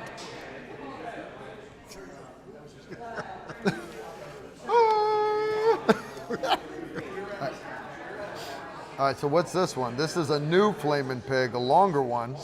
Smaller one. Smaller? Diameter. Okay. Is it the same thing? Is this Yeah. the modern version? That's the newer version. It's a slim version. The slim That's version. the one you saw previously is the KX5. This is the KX3. KX5, KX3. So you guys can get a idea of the size of them. One's a little bit narrower than the other. It's actually looking like it's a little bit longer. Yep. No, actually it's not. It's gonna, this part's longer right here. So it's gonna add just nada, same length. Now this one is threaded in 5/8 24. So that would make this a 308, 6.5? 6'8", 6'5", 7.62. Okay. I mean, I've seen 5.56 that were threaded at 5/8 by 24. Yeah. Now, what I like about them is I like to run a pistol carbine, a 9mm. Okay. And a lot of, because of that, the diameter of the 9mm is .355 versus the 357 Magnum at .357. So that will take a 9mm round. So if you're running a 9mm carbine, whether it's a pistol carbine with the brace, I run a Ruger PCC that takes the Glock mags, and I run 5/8 by 24 the Vesky Pigs on my 9mm. Not so much for the flash, because you don't get much flash out of a 9mm carbine. Yeah. I've got a 16.5-inch barrel, but again, it's directing the sound away from the shooter, away from the people shooting with you on the range. And that's what I like the most about the Noveske products. Now, of course, with the Surefire War Comp and Warden, that's for people that have or intend to get a Surefire suppressor, so you would take the Warden off and then put the suppressor on. For those that don't invest in that, but they want the best blast deflector, flash hider, sound attenuation device they can get. You still think the War Pig's the best? Cool. No, the Flaming Pig. Flamin' Pig? The best in KX3 and KX5. Sue LaRue is in the chat room, and Sue kind of wanted me to ask John Rich if he had seen Six Gun Sue video. How about you, Steve? Did you watch it? You didn't watch it. Sue. The last week's Tactical Rifleman video had Sularoo with a pile of black powder revolvers, antique ones. I did not know that. Steve don't watch our shit either. I do, but You've been busy. when I saw something at Sularoo, I probably went next. That's fair. That is fair. Yeah. Okay. What's now, up? So, hand it to me. All right, hold on. I got another. Oh yeah. Oh, we already did that one. Hey, when does the question and answer video come out this month? That's from Big Fezzik. Is it up? No. I'm gonna need All that. right. The question and answer video for my patrons was filmed, and my son just told me it will go live tomorrow on Patreon for all my patrons out there. I do a question and answer video where my patrons can send in questions, and it's not live, so I can I bring all the training aids and a bunch of great questions this month from my patrons. Bunch of great questions, and yeah, a good thing. What you got? You got something new?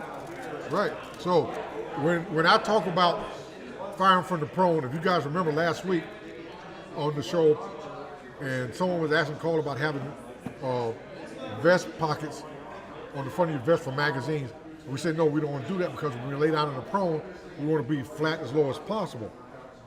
So, in that same train of thought, I wanted to show you one of the systems that we've been working with. Can I get an all?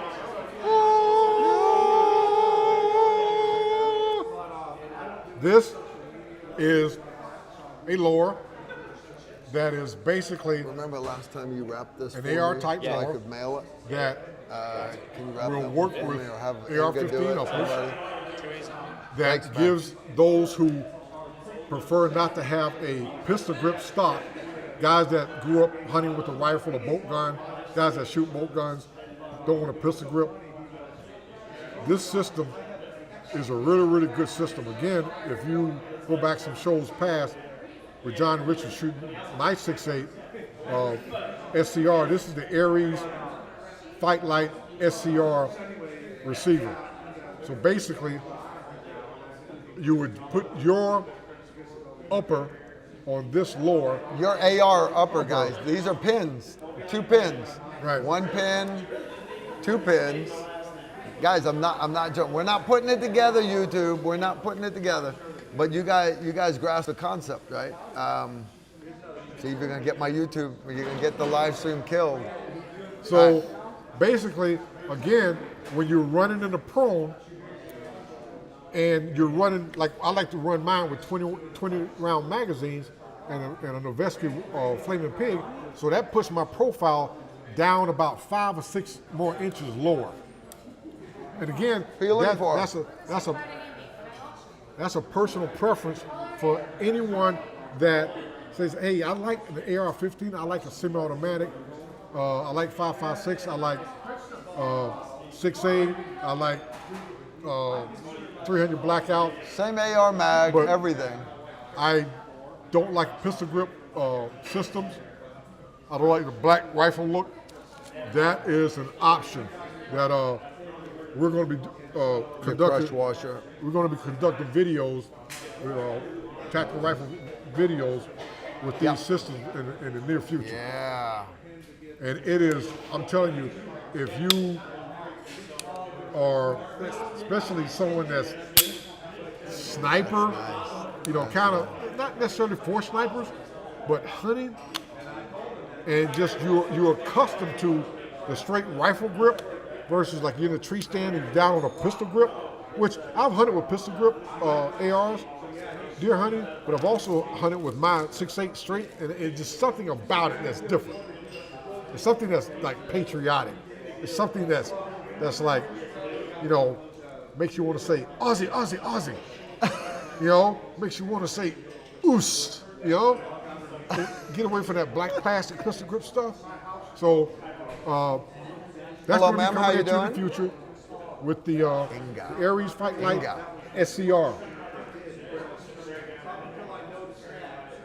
What Steve is trying to say is the basic ergonomics that actually fit into the upper clavicle area make the weapon a little bit more comfortable to fire. Sometimes Steve stumbles through things a little bit. This one actually belongs to Big Al, and right, this is yours. Big Al is standing right there like, okay, are you finished? I want my shit back. Yeah, give me my Now shit back. here's the cool thing. You guys know I love Steve, right? Why? Because Steve's an American icon. He is. Steve is awesome, but Steve has also done a lot for me in my life, in my career. But Steve is also a close friend of mine. But Steve's also, he's just an all-around good person. Steve got, he got one of those for Jamie, our law enforcement guy. He got one for Big Al. You even got me one. That's so cool, dude. That's so awesome. I appreciate it. So we will build it out, and we'll build it for accuracy. And yeah, future TR video coming up soon, without a doubt. All right, ooh, I've got a new question for the Stevester. Uh-oh, Steve's leaving. It's a matter of time. All right, TR Live, what do you think of the new Mark 263 API 50 BMG?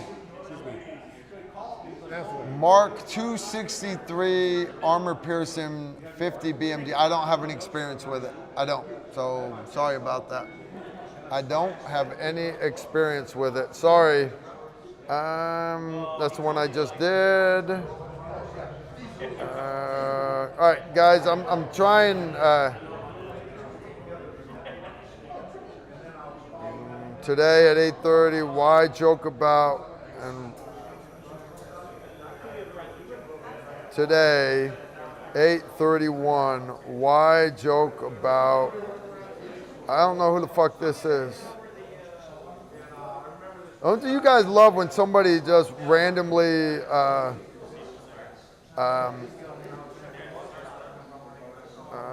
this is Cody from Minnesota. Okay, Cody from Minnesota. He says, why joke about pedophilia and running women off the road? Dude, I have no fucking clue what you're talking about. I appreciate you interrupting my live stream though. All right, here's another one from Dave Lehman. I know how you love when people text during live streams. Just saying I'm off the road and back on track. Thanks Jumpmaster for all you do, Hammerman. Hammerman, that's awesome. Hopefully, Hammerman, hopefully you will come down to Palatka, Florida. Guys, you know I'm going on my trip in October, last week of October. I got invited to go to some big shooting thing. I can't go to that because me and my son will be at Operation Black Cat in Palatka, Florida. Angry American's going to be down there. Emery's going to be down there. A bunch of like-minded, awesome Americans are going to be down there. We are going to be parachuting, celebrating the legacy of Pee Wee, who just died. And he was one of the guys that made the D-Day landing, the airborne operation. Great guy indeed. Finally passed away. May he rest in peace. Anyways, it's going to be a great time. And yeah, me and Nicholas will be jumping around parachutes again. Woo. That shit's gonna suck. I love it. It just, it's always a good time. So anyways, if you want to come hang out with us, we are going to be down in Palatka, Florida at the Palatka Airfield. Skydive Palatka has their nice little clubhouse there. I camp out there. I'll have my little camper out there. My wife and my son, they stay in the hotel. My wife and my son are a little gentler than me. And I like to drink, so, but I don't believe in drinking and driving, so that's why I'm drinking water here tonight. But I will be drinking at night at the airfield, so it helps take the pain out of my knee. But yeah, we always have a good time. We always have a good time, indeed. So yeah, hope you guys will join us, including David. David, if you can make it out there. Even if you don't want to jump, you can bring Mama with you, and you can just come hang out. I think she did a tandem last time, didn't she? David was in the military, always wanted to go to airborne school, never got around to doing it. So it was on his bucket list, and I actually got a chance to have David go through it.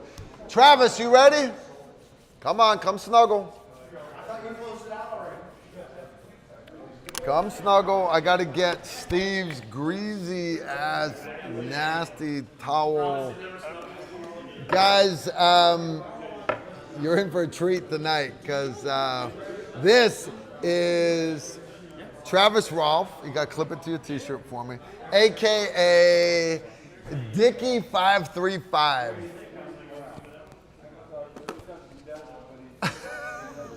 Just keep it. How you doing, brother? Good. How are you? I am awesome.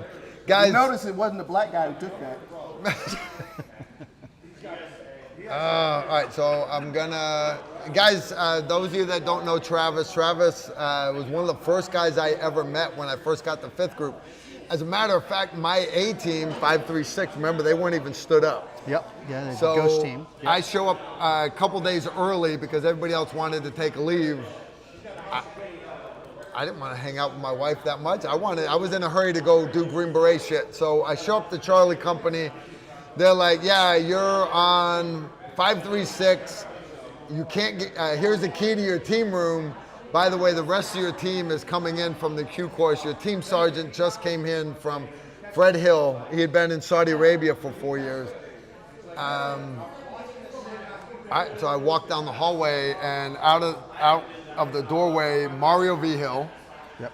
Randy Rhodes, and Knucklehead stick his head out into the hallway. They're like, hey, welcome to Charlie Company. You don't know fucking shit, keep your mouth shut. It's probably like, you want to go do PT? Yeah, So, yeah. they were the scuba team, so these guys were always doing PT. And the other side of the hallway was 532, Terry Summers, you remember Terry? Yep. Terry stuck his head out in the hallway, and he's like, yeah, welcome to the company. Like they said, keep your freaking mouth shut, you don't know shit.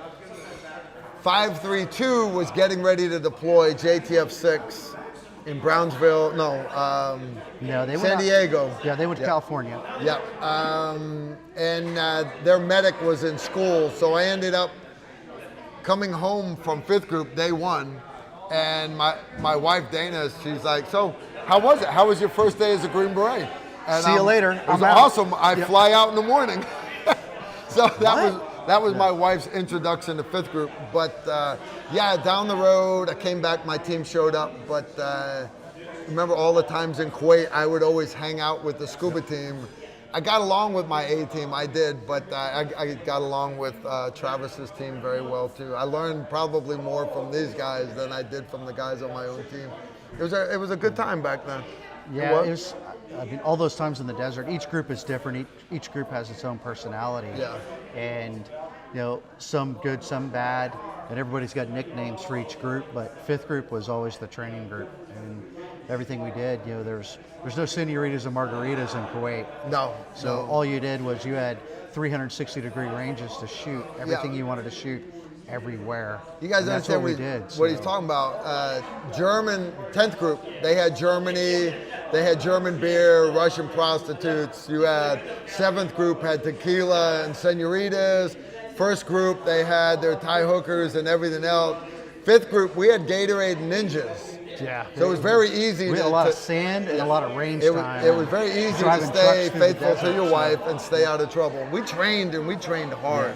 It paid off years later, too. It did, man. It did, because when the war happened, And we were together, and they went we were five all then, the so- stupid people in the world. They're all in the Middle East. Then we went to war in 01, 02, 03, 04, 05, 06, 07. And then I retired in 07, and you kept going. I kept so- going. Yeah. How many deployments? I don't know. All of them. Yeah. How many? I tried to count one time.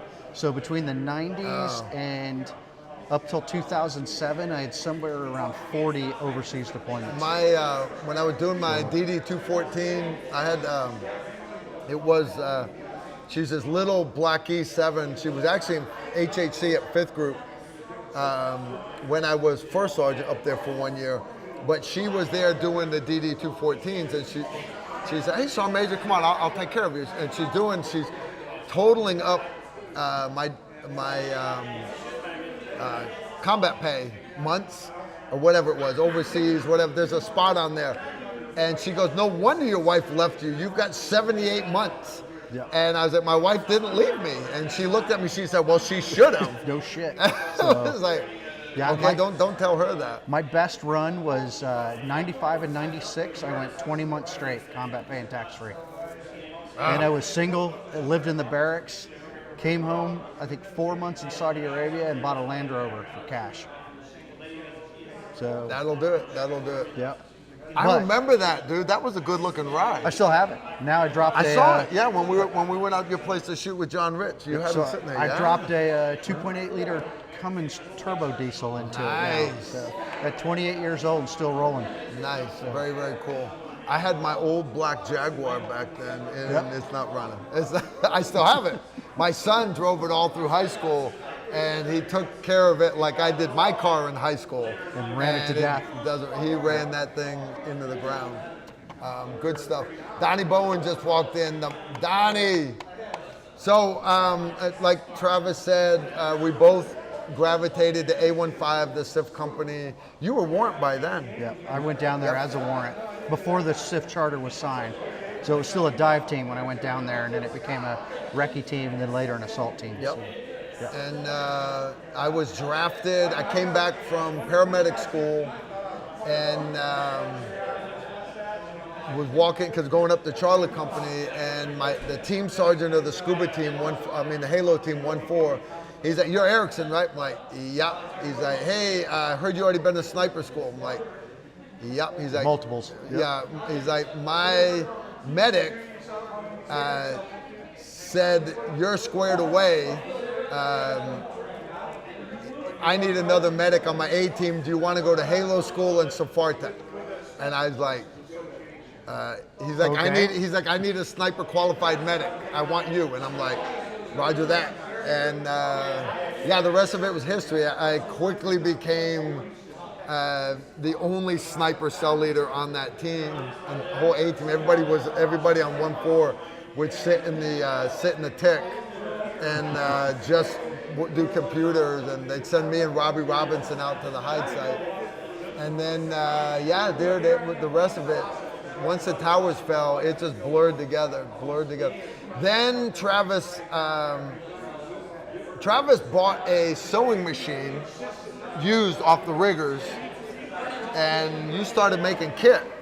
I started making custom kit so as I got older, trying to keep up with guys who were 25, climbing through windows and going over walls. Yeah, it gets hard. It was getting harder, so it was like, I got to make my shit lighter. And that's when I started making my own kit, which bled over into making custom kit for guys in the troop and then the company.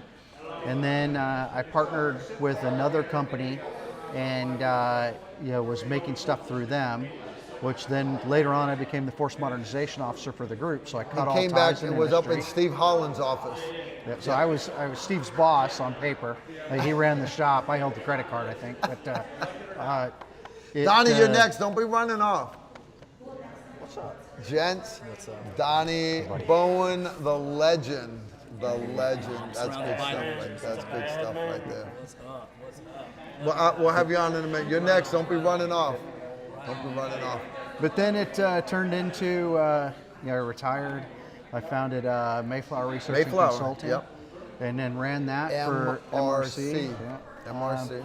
I ran that for a bunch of years, and then I'd partnered with Velocity Systems for manufacturing.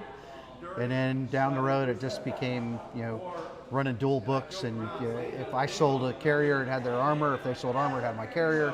And it just made sense that we merged the companies, and so I'm a partner in Velocity Systems now. Did they buy you out, or bought me out, but equity transfer, so I just became equal value of what Mayflower was worth for ownership in Velocity Systems. So, and then that's where we're at today. Success story. Me, I have a YouTube channel, and I have to ask people, please, I'm running out of whole bean coffee beans. Guys, I'm out. I have to beg the internet to send me more coffee beans. And success story. So I've never been good at business. I am proud of you, Travis. He took literally from a used sewing machine and just being passionate about kit and everything, you turned it into a successful business. And yeah, I've never had that ability, but I am proud of you, dude. I am very proud of you. Appreciate it. Good stuff indeed. We've got about 75,000 square feet, just under 100 employees, and yeah, we're doing okay. So, good stuff. Good stuff. War's indeed. good for business, I guess. Yes, So, we need more wars. No, we do not need more wars, but it is good for people's business. Dude, this is weird because this will be like the first 5th group reunion that we haven't been at war for how long? Years. Yeah. 20, Decades. 21 years. We spent 2 decades at war. My daughter's my daughter's entire life. My daughter was born September 2000.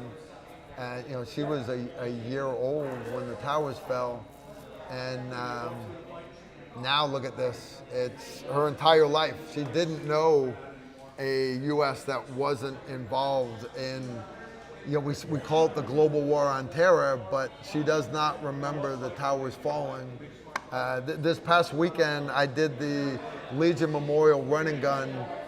I was down outside Chattanooga.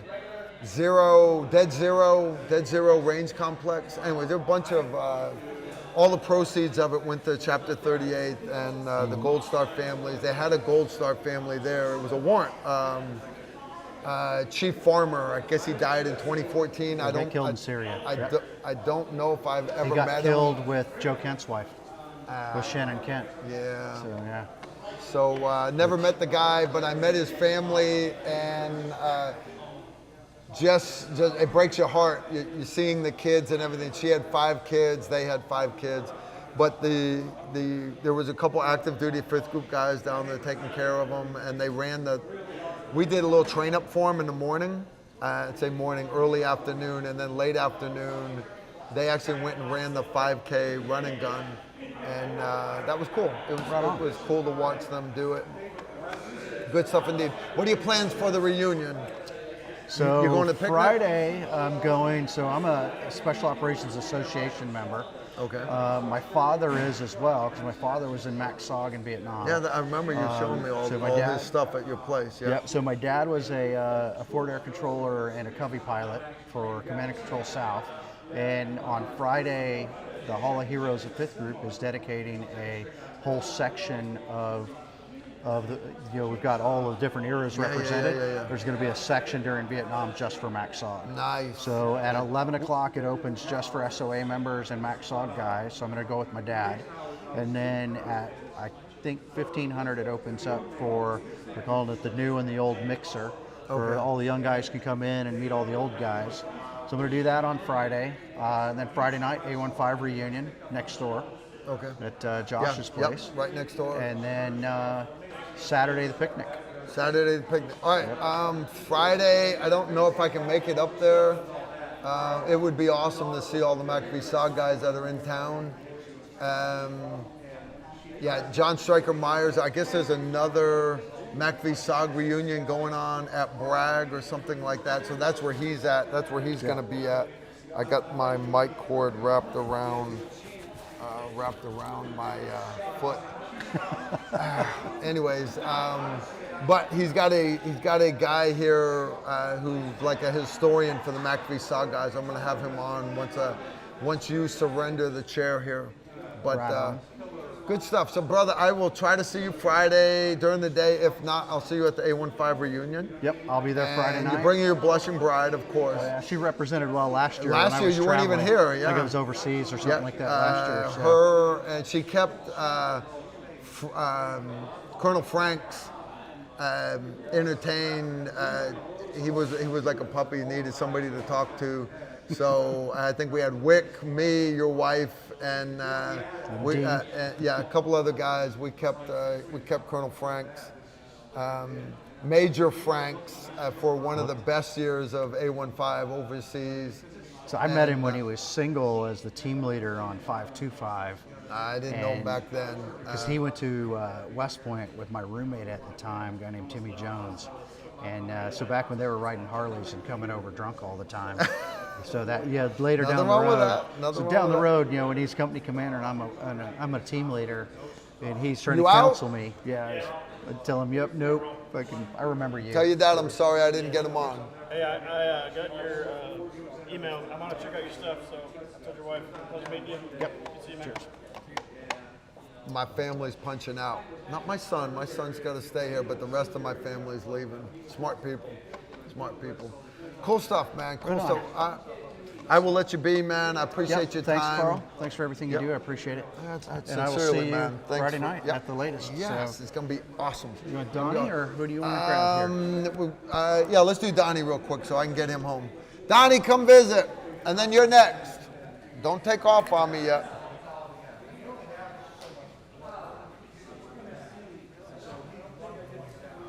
Come on, come snuggle.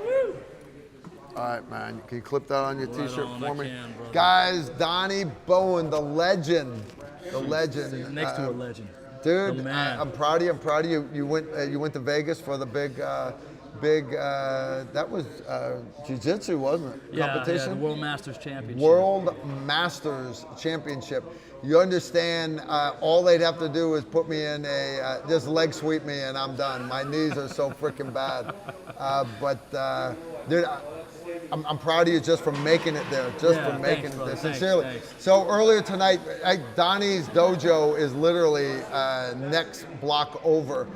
So I got here early, right? Me and my son, we got to set the computer up. So my son, he's so good at this stuff. He had everything all set up. I'm like, hey man, I'm out. I've got to go say hi to Donnie. So I did not mean to interrupt your classes. No, brother, you blessed us Dude, with your he presence, has got my the man. 2 mats full of the next generation of Brazilian Jiu-Jitsu ninjas, just tearing this stuff up. And here's the deal, guys, and a lot of parents watch. A lot of moms do not want their kids getting hurt, so they don't want their kids to do football. They don't want their kids to do boxing and everything, but understand, I kind of understand the football part, though you get a little, you get sportsmanship, you get everything else, but learning martial arts at a young age, one's a self-defense, which is never gonna let them down for the rest of their lives, but discipline and respect for authority, and but discipline. There is no downside. There's just not. I was a complete juvenile delinquent when I was a kid, dude, and I should have. Man, I should have been dropped in a wood chipper for some of the shit I did. Definitely should have been serving time, but fortunately, there were enough adults that let me. They smiled. We'll pay for it. We'll replace it. And they said, someday this guy is going to find his place in the world and he's going to become a contributing member of society and kill people. But he will find his way in the world. And so I'm very thankful for all the adults, my parents, a lot of my mentors, a lot of my young sergeants. But me just standing there watching Donnie with, mats full of these kids, and I was like, Donnie's doing good stuff here. You're doing good stuff. Trying, brother, trying. And then other days of the week, I know you've got a bunch of active duty guys. That come. That's awesome, dude. Very awesome. We had some of the nation's finest in there, so it was always great and everything. You know, as far as the kids, it's like teaching poisonous snakes how to bite you. Yeah. You know. Shoot. We got one big boy that was in class today and everything, and as I was working some stuff, the guy's just freaking strong. You know, he's retired from the Night Stalkers. And I was just like, why am I teaching this guy something? Because, he's freaking ungodly strong, man. You know, but no, it's great. You know, we got to be able to protect ourselves. We got to be able to stand up for our values and our beliefs and stuff. You know, that was all the more reason why I had my children do it and everything. I get parents bringing their children. Your daughter, don't forget, a big shout out for his daughter. She won, what'd she win again? So earlier this year, at age 13, she won the Tennessee State Wrestling Championship. and then she won the national wrestling championship. Her and my granddaughter, my 9-year-old granddaughter. And then that's awesome, right? Yeah, that was around February and then March time frame. Yeah. And then just in July, late July. That's the one I'm thinking of, July. Yeah, I took my daughter to Florida to the Pan Am Games for jiu-jitsu. Pan Am Games for all of Pan Am jiu-jitsu championships, and your daughter took first place. First place, That's yeah. incredible. This is her year. Dude, that says something for you as a parent, but also you as an instructor. It really does. It says a lot. Really It says a lot for you. You know, all of my children and everything, all I want for them is to be able to just stand up for themselves, like I said. And then, of course, you know, just like anything else, just like when I teach the kids and everything else, man, hey, try to talk your way out of a situation. Yes. You know, but when it comes to self-defense or self-protection, you know, we got that fight, flight, and freeze, right? Yeah. Trying to eliminate at least the freeze, because that's just when your body just goes into overload. You know, you lose all your fine motor skills and everything. You just freeze and just nothing. Yeah. You just can't think. It's just like taking a test that you've don't know anything about. So you just freeze. And I want to try to eliminate that. At least do something. Yeah. Freaking save your life. If you've got to run, freaking run. Get out of there. You know, freaking save your life. But if you want to, if you can fight, or if you want to stand and fight, well then by all means at least do that. But don't just freaking freeze. Yeah. You know, because that right there is just, I wouldn't want that on my kids. So. Yeah. No, dude, I'm proud of you. I am, dude. I am.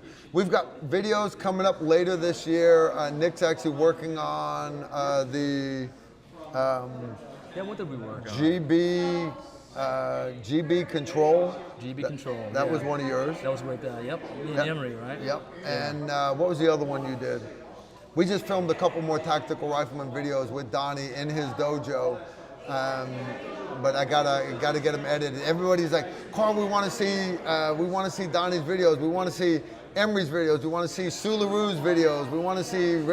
I got that, but understand it's one each Friday. You gotta wait. Gotta be patient. Some badass dudes. All those guys you named. You know, led by number 1, Big Sexy. You're so full of shit, dude. So I don't even know where you got that. I don't even know where you got. Told you, man. When I first got the group. When I first got the group, you were introduced as Big Sexy, and it just stuck, brother. Who introduced you? When on my team, the team that I just got on was 525 at the time. We were going through Safalk. You know, you guys were running Safalk and everything. It was you, Johnny Mon, and all the other cats. Yeah. And they introduced you. You know, they introduced you as Big Sexy, and I was just like, okay, that's all right. Okay. Just stuck, brother. All right. I'm sure I was deaf back then too and didn't hear it. I'm like, why is this guy calling me Big Sexy? Okay. All right. Cool. Yeah, man. I missed you, man. I'm flattered. Oh, yeah, of course, man. I'm flattered. You're sexy, my man. Good stuff. Yeah. I actually got Donnie into the Maximum Warrior competition, and he did awesome. Good time. He did not make it all the way to the end. But honest, dude, I gotta be honest with you. A lot of it's luck. I won the first season. That's how I won my Jeep. But honestly, it was luck that I won. But 2, they then hired me and had me plan the next year. And so I was like, well, man, I built the competition like the way I wanted it. Awesome. And Drew Penny, one of the assaulters from A15, he took second place. He made it to the last challenge, and he got beat out by an Air Force guy, PJ. Great kid.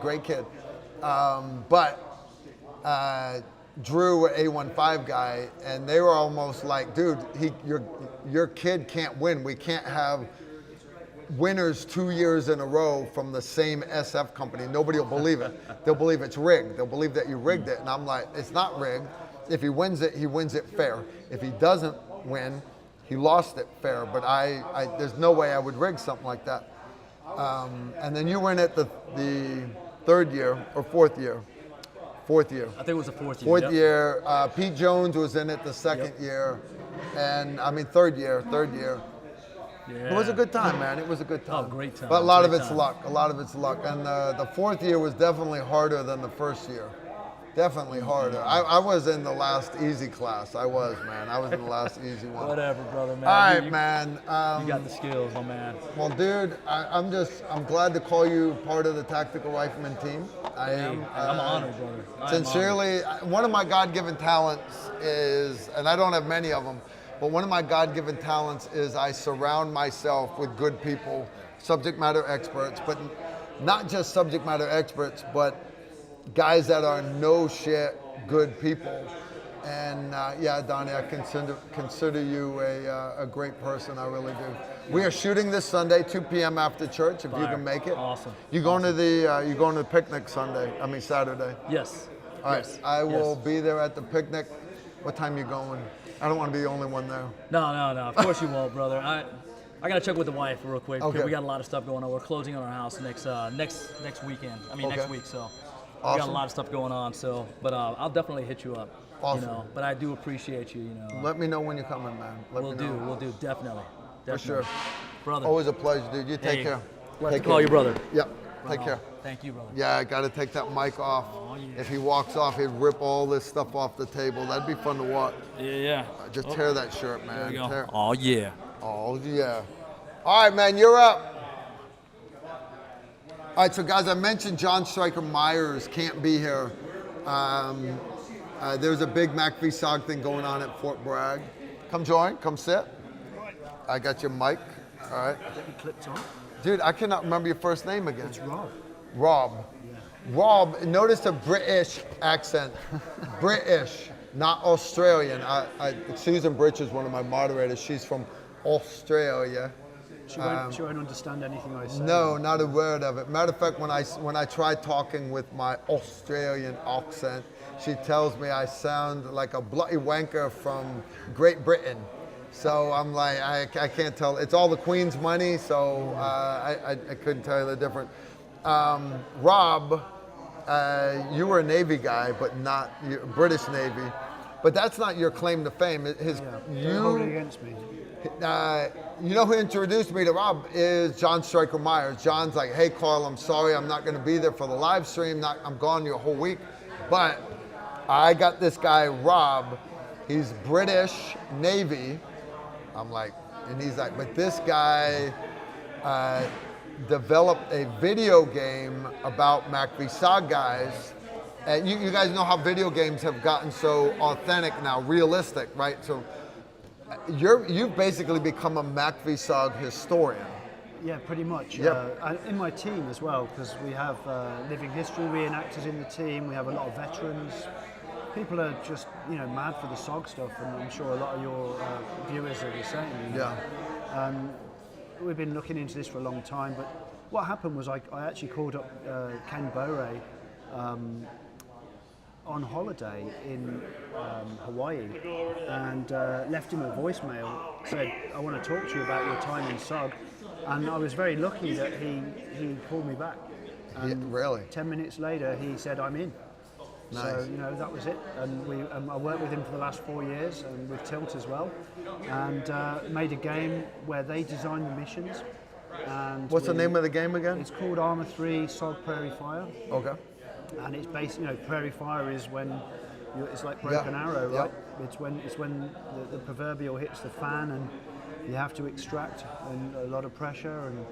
And it's a multiplayer game. You play co-op against hundreds of NVA coming after you, and it's pretty hardcore.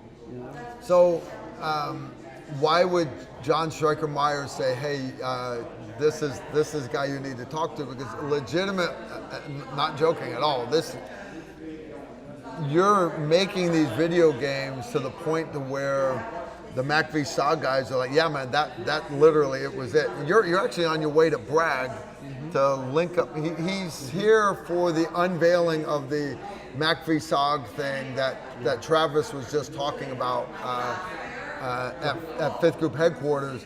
But then you're going to Bragg to go shoot a bunch of guns with MACV-SOG guys to talk about their actual tactics and when they shoot 1-round bursts and 2-round bursts and 3-round bursts and all that stuff. See, that's so awesome. I'm jealous because I did 25 years in the military. I was a Green Beret, but to actually get to go to the range with a bunch of MACV-SOG guys and like, no, Carl, we just spray and pray from the hip, or we just do this, or reading the books, they talk about some of the, their break contact drills where the last guy's pulling the claymore out of the rucksack while the other guys, and they're throwing CS grenades and smoke grenades and frag grenades and just doing that reading about it's one thing, but to sit in a bar like this with SF guys, and every once in a while, the story will come up where one of these guys will share a gunfight in Afghanistan or Iraq or wherever, and then bye-bye. Travis is leaving.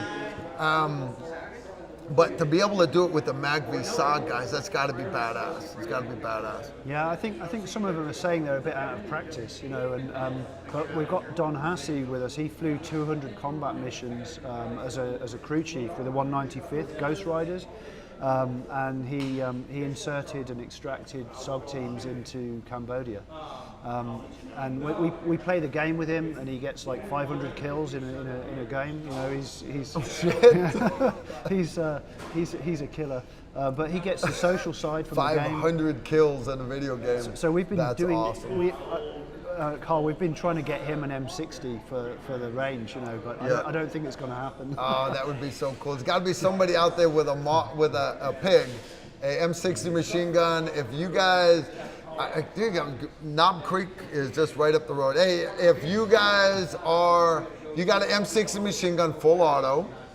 Man, I don't know if Mr. Guns and Gear does, but he's not far from Bragg. Right. Anyways, guys, if you know somebody with a pig that might be interested in letting us borrow it, yeah, dude. If my viewers reach out and they put it in the comment section the next couple of days, I'll see if I can. That's next week. Let's see what we can work out. I'll see if I can get you a pig, man. It's the week after next, because next week I'm in Washington and hopefully meeting up with Colonel Paris Davis. Oh yeah, and we've basically used our video game to recreate his battle at the Battle of Bong Son, 1965 in July, where he took on a battalion of Viet Cong main force troops, quite hardcore troops, and there were four guys from the A team, and 100 rough puffs, the sort of regional force guys, and they kind of sneaked into the camp in the middle of the night, and it was Billy War was with Paris, and they went in and killed the VC commander. And no joke, they went into it was a whole battalion. Battalion, yeah. Went into a battalion perimeter, made it all the way to the commander's hooch bunker, whatever it was. Wow, that's crazy. Am I allowed to swear on here? Yeah, because we'll bleep it out. Okay.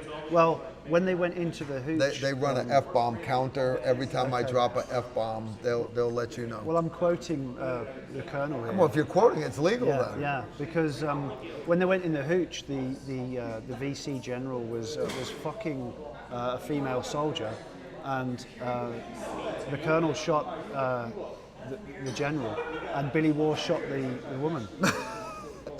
So, and that was them done. That was the head of the snake cut off. Yep. And out they came, and the whole camp went alive. Yeah. And then they were in a fight for their lives for about 12 hours. Wow. So all his 18 members were down. They were all wounded. Billy Wall had his foot almost shot off. And Paris at one point was holding the line, pretty much on his own. Some of his regional guys were still there. He'd had his fingers shot off, so he was using his little finger with his carbine to pull the trigger, and dropping guys 10 feet away from him. And he got to a point where 14 of them came for him. He fragged them as they came in, pulled his bayonet and rifle butt, and killed the lot. And he won't talk. He won't talk about this. Thanks for letting us do this directly, because he's too humble. But he's a man of steel. Wow, that's crazy. Yeah. Now you're going up there. Why is he the one that they're submitting for the Medal of Honor? Right. So he held that line. He dealt with the VC, and he rescued all the guys under fire, covering one guy, Bobby Brown, with his body to protect him from grenade fragments. And he was wounded 4 times himself. He was ordered off the battlefield. He told the general to F off, that he wasn't going to leave. The guy was, on the radio ordering him to leave. And he stayed on the field till all his guys were back. And his CO, Major Cole, put him in for the Medal of Honor. And the paperwork got lost, probably because he told a general to go F himself. And in 1969, his CO put him in for the Medal of Honor again, and the paperwork got lost again. So the army did something wrong that day. And as tragic as it sounds, there were MACV-SOG guys that were put in for several Medal of Honor, single guys, but same thing.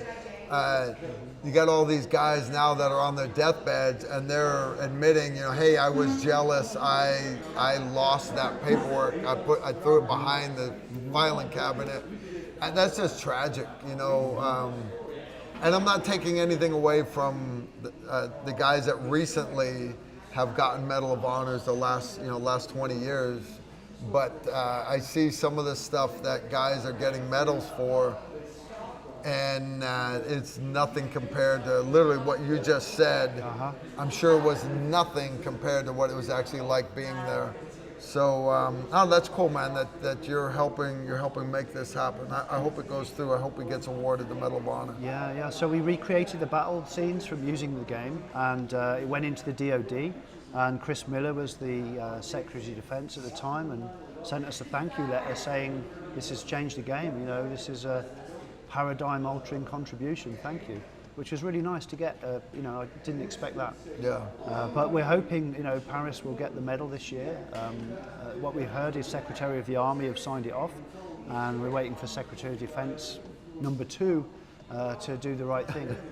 So, we need to all be lobbying. But yeah, he should get it. 57 years too late, or late. But he should definitely get that medal. That's awesome. Yeah. That's awesome. So what's the name of the game again? Arma 3 SOG Prairie Fire. Nice. All right, guys, you're gonna have to check it out, and don't be bashing video games, because if you're over at the safe house overseas, I'd be walking. Half the guys are surfing porn, but we would run fiber optic across the camp. Why? Because all the young SF guys, the 23-year-old, 24-year-old. They're all on the video games, network together. So if your son is playing video games, they're at home, and all of a sudden he's cussing because a group of guys just destroyed his group of guys. It might have been a bunch of Green Berets in a combat zone, bored to death, playing online. Funny stuff. All right, you're going to the thing Friday. Yep. Right? Yep. Maybe I'll see you there. I'm going to see if I can wiggle my way into it. Cool. That would be awesome. All right. Thanks, brother. I appreciate Thanks your for time. having me on. Yeah. Yep. So, all right. I'm going to let him off the hook. I'm going to wrap this up. Who else do I want to bring on? I got Bull. Pleasure, dude. Pleasure. Cheers, buddy. I'll tell you what. We're already 2 hours into this. All right, we don't need to go all night long, do we? I don't think we need to go all night long. What do you think, Nick? I don't think we do. So here's what we're going to do. I'm going to wrap this up. We're wrapping it up early. Yeah, right? Let's see if I got any questions left, because if I start saying goodbye now, it's going to take a while. It's going to take a while to do this. Yep. Okay. All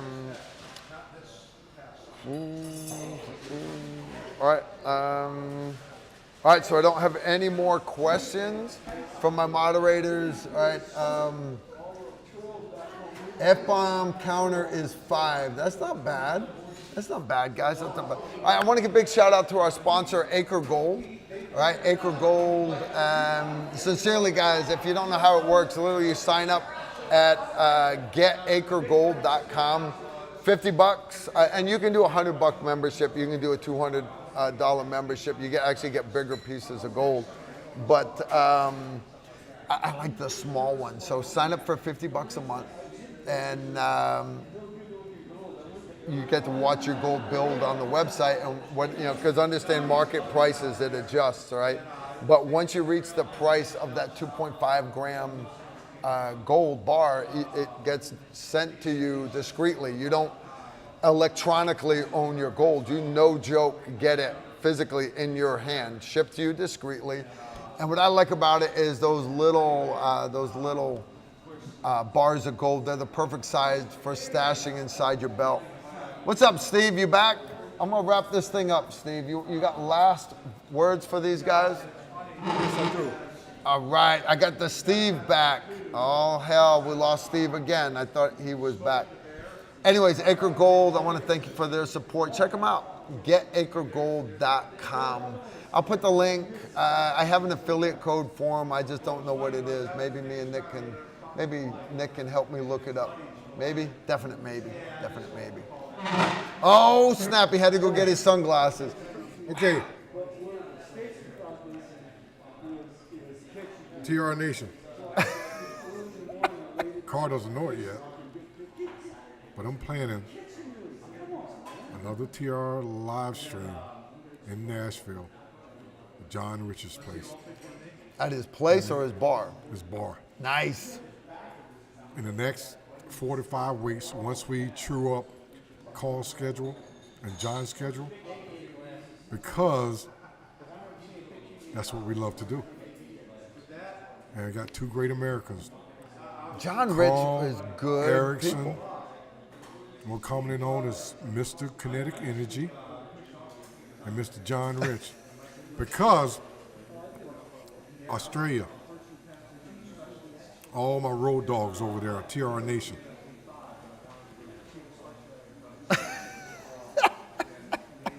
Are you listening to me?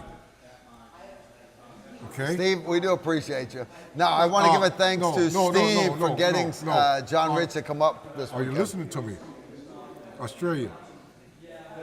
All my Mad Max Road Warriors. By the way, witness me. We're coming with the show in Nashville for something so special for you. It's going to blow your mind. Witness me. It's going to rock your world. You're gonna need some other expletive, like that oh snap and all the other stuff. No, you got to go to another level when you see what we're going to present on this show. It's going to be something the firearms world has never seen, ever. Witness me. The first Aussie. use of lasers. Right. No. When you see it, you got to come up with something descriptive that's going to be awesome. So you better start thinking of some damn good descriptives when you see this, okay? And as always, be the good shepherd. Because blessed is he who, in the name of charity and goodwill, shepherds the weak through the valley of darkness. For he is truly his brothers and sisters' keeper and the finding of lost children. And he will strike down upon thee with great vengeance and furious anger those who attempt to poison and destroy our TR Nation brothers and sisters. And they will know his name is the Lord when he brings his vengeance upon them. And what we're going to show you at this next one in Nashville, and you're all invited, it's going to be awesome. If you ever had to have vengeance. Witness me. All right, this is where we say goodnight, guys. I love you, just not that much. Y'all take care and shoot straight. He's coming right there.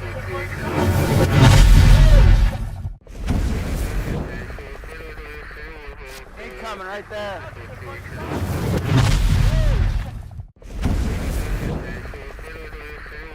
He's coming right there.